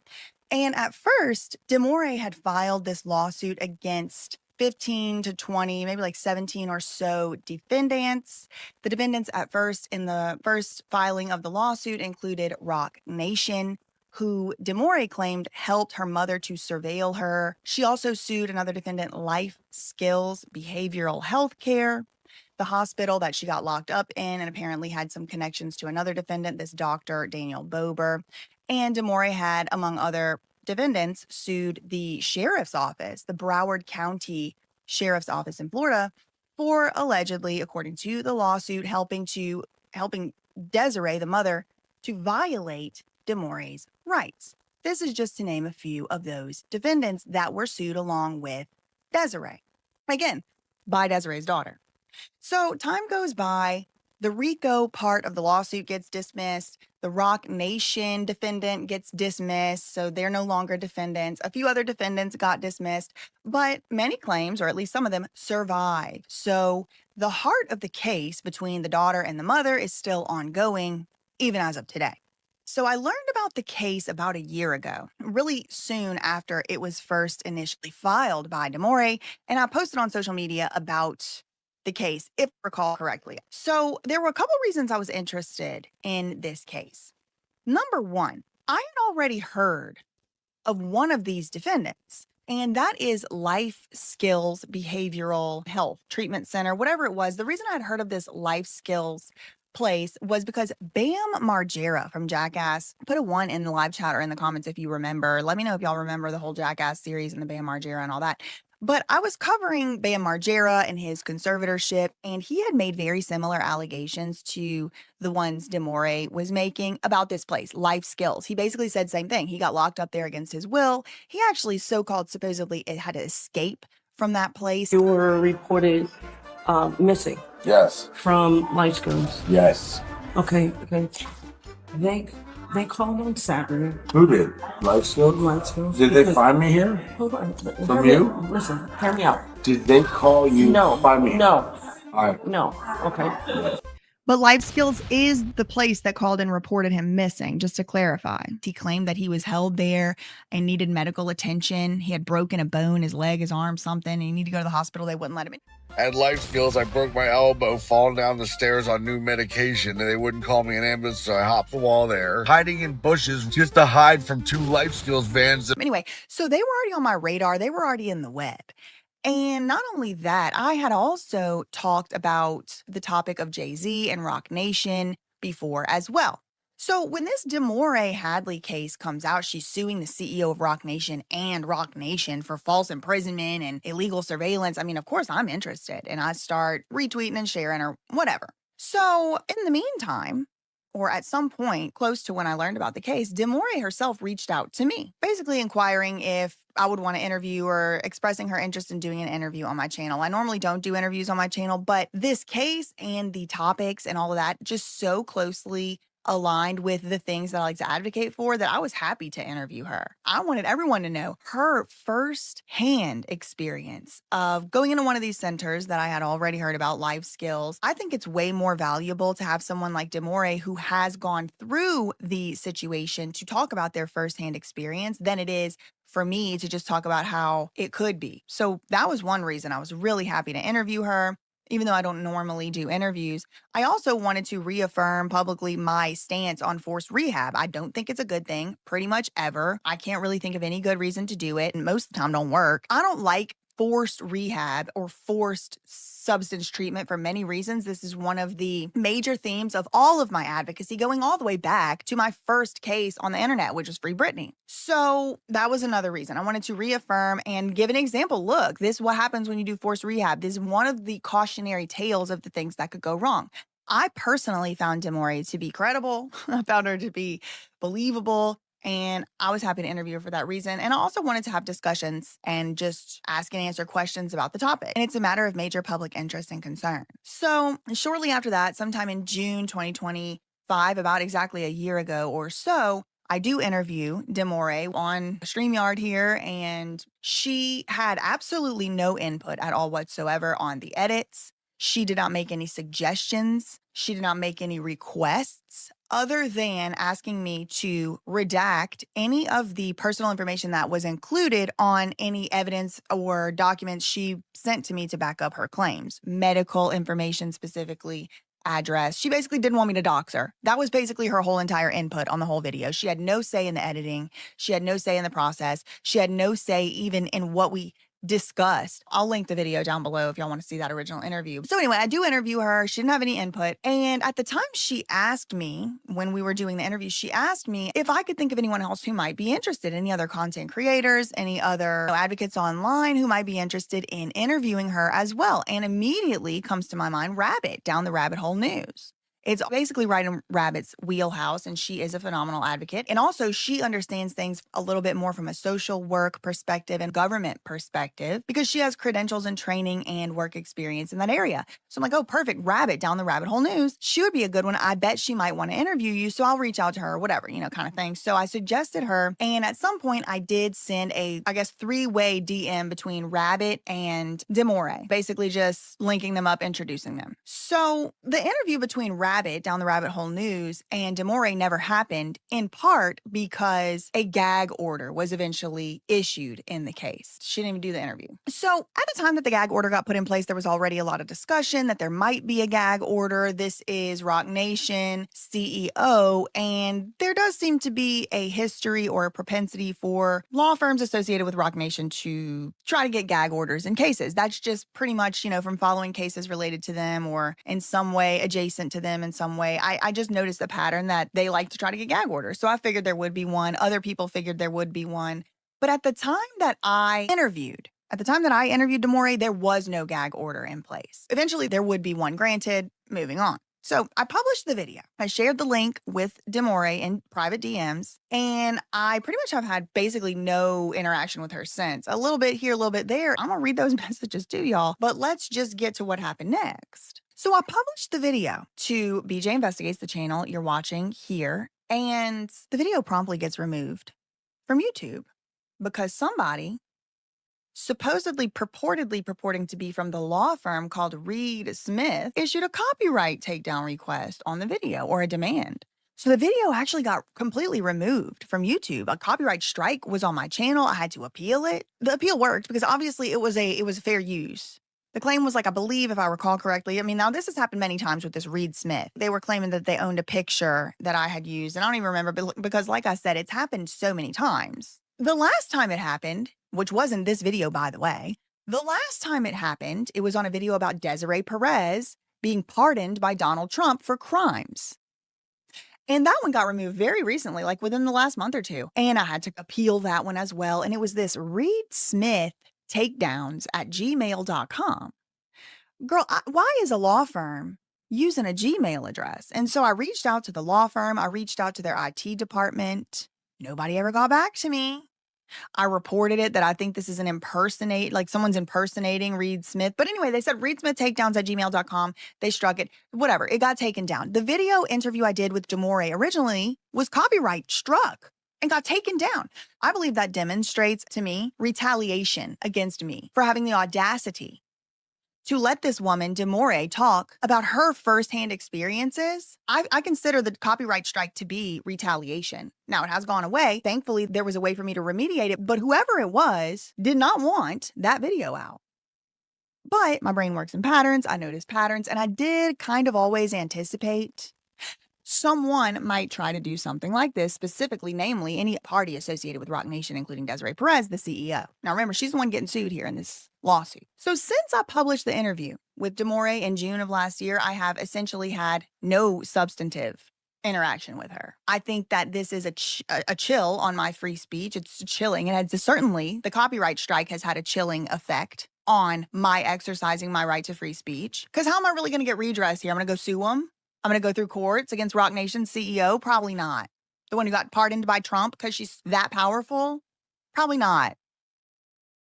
It has chilled my speech, though. And again, I don't know. Again, I do know who copyright that video. I don't know what Reed Smith takedowns@gmail.com even is. It's very unfortunate that this is how it works. And it's also pretty isolating, if I'm being honest, to know that any of my messages with anybody can just be subpoenaed like that and blasted across the entire world because I'm a content creator. Why is it that I have less rights to privacy than the next person? I'm a human being. Those are my messages coming from me. Anyway, I digress. So I kind of knew that Desiree Perez was probably going to try something like this. I always kind of had a little bit of a feeling. So as a result, I basically ceased and stopped communicating with Demore. That's the reason, because my speech was chilled and I was afraid of something like this happening, and come to find out something like this has now happened. I don't think there's really a way to understate how weird and kind of violating it is to, as I mentioned, have my messages plastered across the world because I dared to provide a place for somebody to talk about a firsthand experience from their perspective. I mean, there were disclaimers. There was, we don't know this to be a fact, all alleged until proven in court, all of that. It could just be, okay, who cares? All your text messages, all your, not text, it wasn't text, it's like DMs. But all your DMs could come out. Now, sitting here today on Tuesday, June 2nd, 2026, the order is already in the books. There's nothing I can do about it. I had no choice. I had no notice. I had no opportunity to be heard on whether perhaps my privacy interests might outweigh the speculative relevance.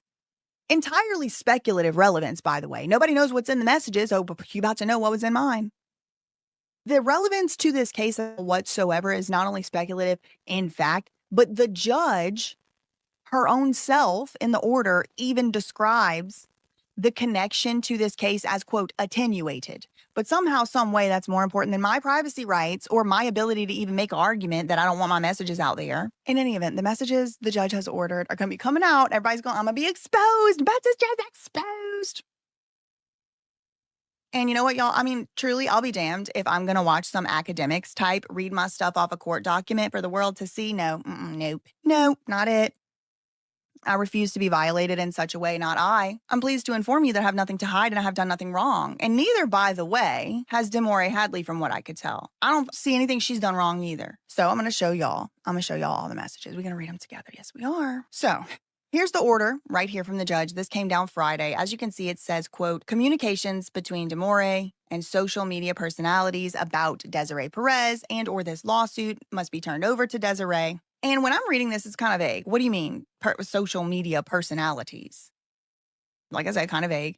So let's go to the original request. This is the request for production of documents. This was filed in around Christmas time last year, December 23rd, 2025. And who does this court order apply to? Well, read the list right here. Demore Docket, Tasha K., Vegeta of Gag City, Vegeta Barb, Jaguar Wright, Xavier DeRosso. Then there's me, BJ Investigates.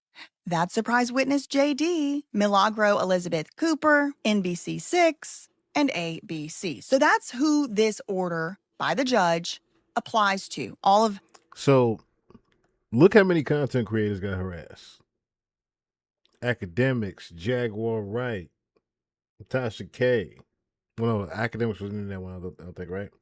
But Academics has also been harassed recently from Rock Nation, right? We don't necessarily have to get into the rest of this because this is just her reading the DMs between her and Demore, and pretty much wasn't nothing there to read. So I won't even disrespect Miss BJ Investigates like that as well. She's already put the video out. Like I said, if you want to watch the full video of her leaking the DMs between her and Demore, which, like I said, didn't really include anything. It wasn't anything criminalizing or anything like that, but or anything of importance to what we're talking about necessarily, right? That's it. Miss BJ Investigates, Surprise Witness TV. God bless you, love you. Shout out to you and your husband as well, or husband to be. She's not the only one that has been harassed. As well as, like I said, Tasha K, Jaguar Wright. Who else was named in here? Real quick, we'll just bring it back real quick. Who else with the names in here? Yeah, Vegeta. Let's see, Tasha, Demore Docket, Tasha K, Vegeta of Gag City, Vegeta Barb, Jaguar Wright, Xavier DeRusso, BJ Investigates, and Surprise Witness CBJD. Then you have Milagro. If you remember Milagro Cooper, Milagro was on the scene also with DJ Academics, ironically, when the Tory Lanez case was also going on. So funny how I was just about to show you guys both of those situations, right? So I'll bring this over here of when Academics. Also, if he says she was the one doing the shooting, and you look like a after she snitch. testified to all of that, at the end of the day, the jury determined. I'll bring that one over here too. So pretty much, you just bring all these over here right now. While I'm at it. Pretty much, Academics had been being harassed, Assassinated by Rock Nation lawyers, trying to coerce him into talking, or should I say, into coerce him into painting a different narrative that Megan Thee Stallion was not a liar, and that Megan Thee Stallion did not lie on the stand. That Megan Thee Stallion did not, you know, work with Rock Nation lawyers to get Tory Lanez convicted in a, let's just say,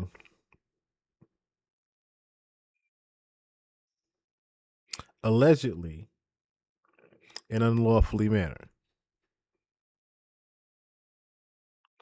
And there are different things that have been going on that can also back up what Demore, her daughter, BJ Investigates, Jaguar Wright, and along with many others, have pretty much been saying about Miss Desiree Perez and Rock Nation as a whole.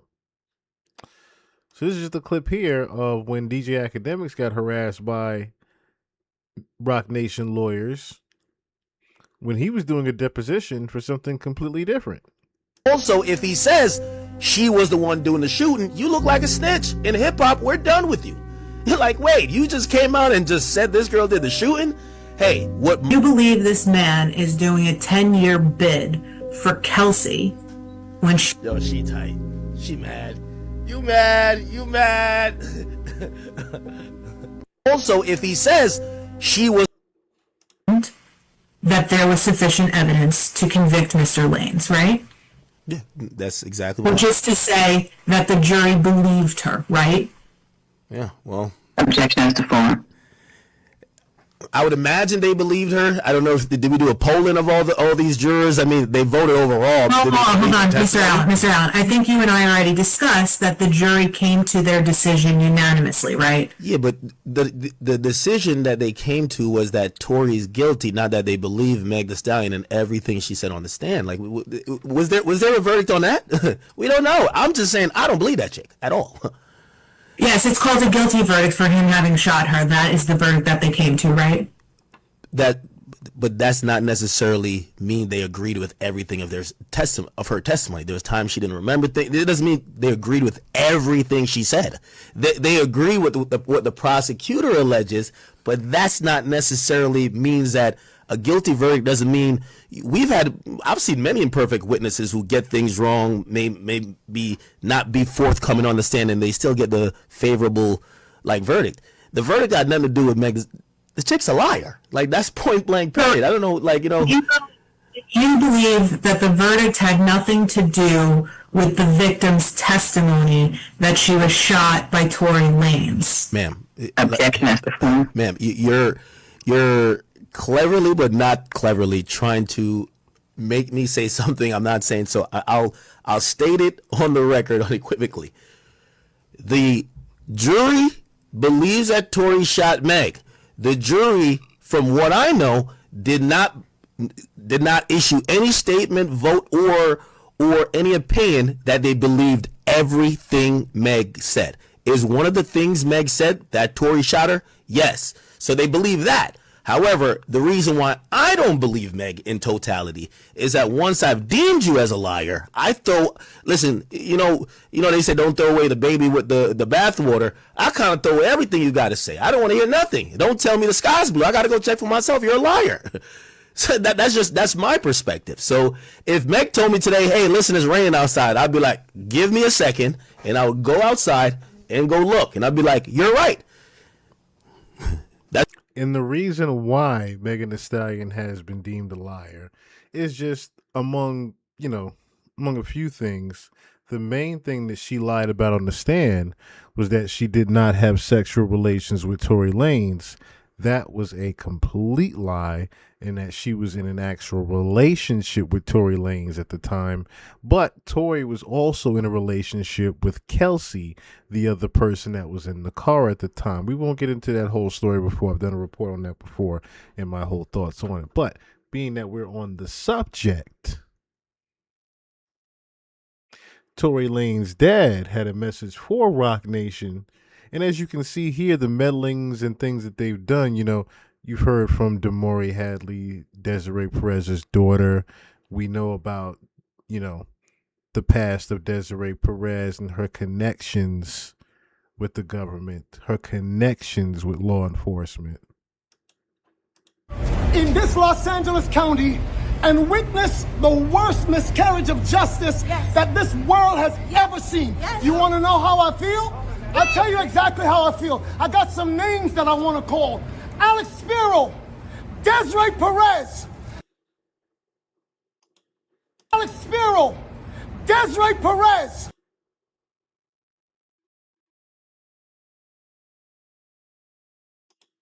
Spiro, Desiree Perez, and the whole wicked system of Rock Nation, including you, Jay-Z. Yes. You who say you rose from the gutter, but you have traded and bartered the souls of young men, and you're still doing it. The only independent witness in this courtroom is a man whose name is Sean Kelly. He came to court, and our attorneys, he would not even shake their hand after he went upstairs with Kathy Ta. And pretty much what he had said after that was that he went upstairs with Kathy Ta, came back downstairs and pretty much flipped the script on what he had saw and did not testify. Had he had been able to testify, as well as if Tory Lanez himself had testified, he was the one that was able to identify that Kelsey was the actual shooter and not Tory Lanez.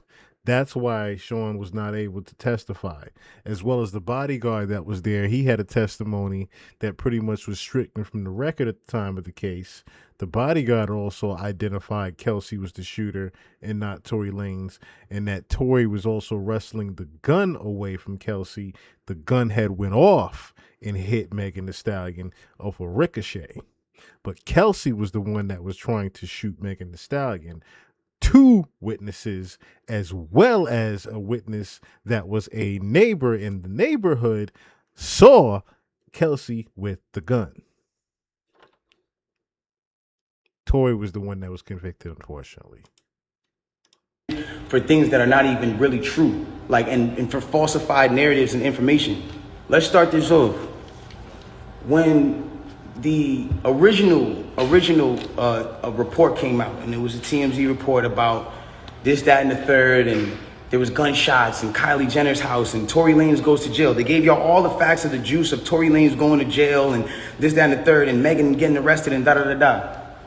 2 days after that, I get a call from Rock Nation that says, yo, we heard you're gonna make a statement about what happened, and it'd be in your best interest if you don't make that statement. I'm like, oh, okay. I don't understand what the issue of me telling my fans, like, yo, look, it's not that serious of a deal. I went to jail for whatever. It's like, I didn't get for that 2 days why that was an issue. 2 days later, the TMZ report come out. TMZ reports, and have the surveillance now. Now they see the video of the arrest. You see Megan, you see me, and you see us all sprawled out on the ground in bathing suits and blah, blah, blah. And everything I'm saying is public record. You can go back and look at this shit. You can go back and see it. Like, you feel me? So they say, oh, okay, you know, you see her out of the car. She's getting out of the car. She's hopping. It looks bad, bro. And I'm not gonna lie. Like, I felt bad watching it because it made her look bad, and it didn't make her look good. It didn't make any of us look good. And I didn't want that for her. I don't see that for anybody. So all of a sudden, when we get arrested, or when it looks like we all got arrested, the memes start. Now I want to really bring you guys in for a second so you can understand something. And I really just want you to take this in. Like, she is a person I spent enough time with her to observe and understand something about her, where it's like, she's going through a lot. She goes through a lot. She deals with a lot on her day-to-day basis. Now, we don't have to continue to go into this because it's free Tory Lanez till it's backwards. But since then, of course, Tory Lanez was unfortunately incarcerated back in 2023, August 8th. Now, since then, also, as we all know, Megan Thee Stallion just, 4 years before that, signed a management deal with Rock Nation. So that's why people have been accusing Rock Nation to begin with. because she has a management deal with Rock Nation. Okay. So on top of that, different things start happening with Tory Lanez. He gets his studio equipment taken. Different appeals are, denied and whatnot. Different things happen in the court system. But one of the main things that ended up happening was a stabbing that ended up happening in May 12th, where he was attacked at a housing unit in California Correctional Institution in, what does that say? Tahashapi. He sustained 14 stab wounds and damn near died. And I remember beforehand reporting on it, and I said, I think not even a month before that, I said, I fear something is about to happen to Tory Lanez. And I unfortunately was right about that. Now, the article came out about this. Desiree Perez is going to fire after Tory Lanez's father referred to her as a snitch. Now, of course, this was the article referring to the court case that happened with Megan Thee Stallion. But again, it was different articles after this particular situation with Megan Thee Stallion and Tory Lanez that people started to, wonder what was really going on with Rock Nation and their dealings behind the scenes in the court system. Then the Damari Hadley story comes out as well.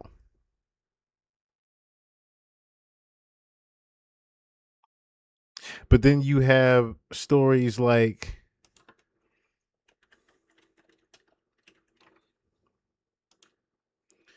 Ramir Satterwhite,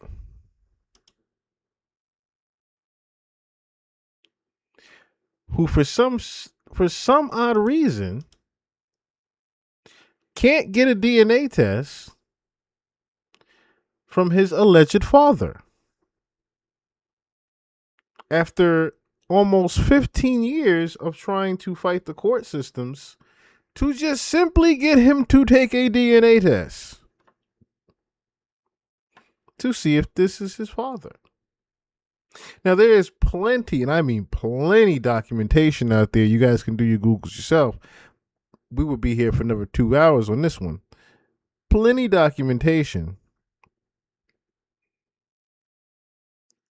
that can allegedly prove that Jay-Z is the father of Ramir Satterwhite. But because of Miss Desiree Perez, Ramir Satterwhite's case in the court systems keeps getting pushed back and delayed and then denied. I wonder who that could be. But as they say,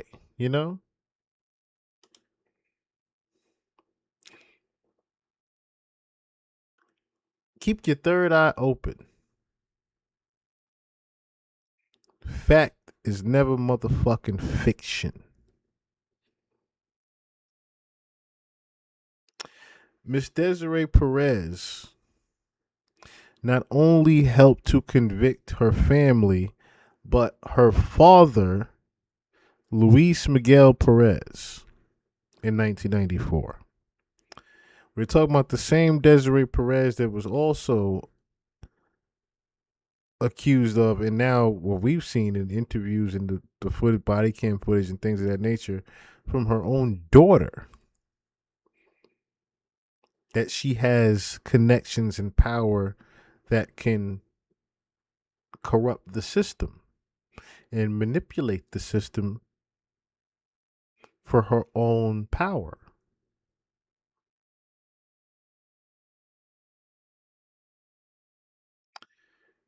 BJ Investigates, Jaguar Wright, you name it, Tasha K, among other people, now have to submit their DMs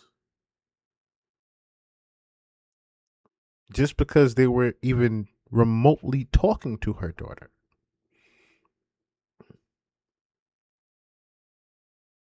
You have DJ Academics being harassed during a deposition for something completely different to coerce him into saying that, Megan Thee Stallion is not a liar and that Tory Lanez was rightfully convicted, for what reason are you trying to coerce that narrative?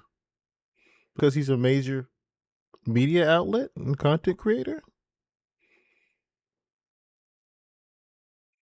Among things, Tory Lanez now has to have a restraining order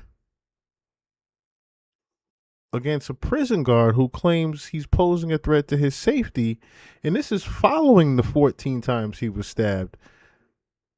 This rapper now was granted a temporary restraining order this past May 27th against a correctional officer at the facility. Pretty much this correctional officer, without reading all this, has threatened to put him in general population and put him in a same cell with the man that stabbed him already 14 times. Why would that correctional officer be doing that?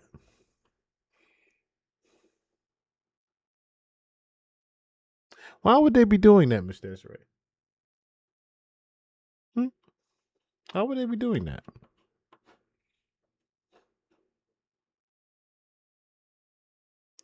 As I said before,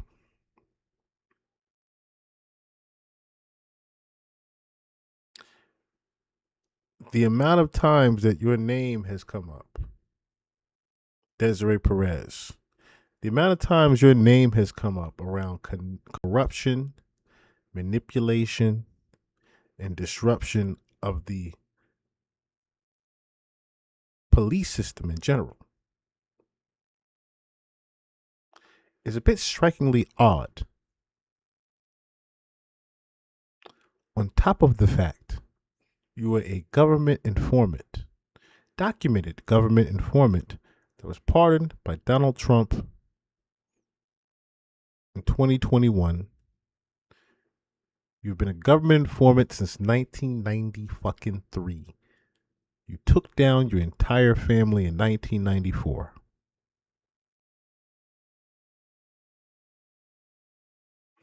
I don't think it's much more that needs to be said, is there?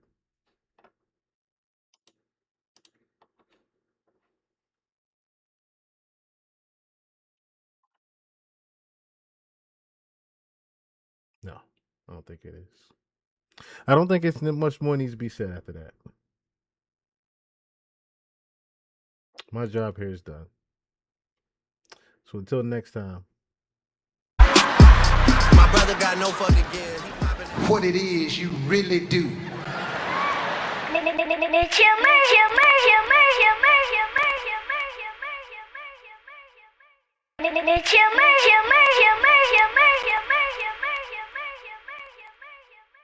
A bullshit? A bullshit? A bullshit. A bullshit. Ladies and gentlemen, we got him.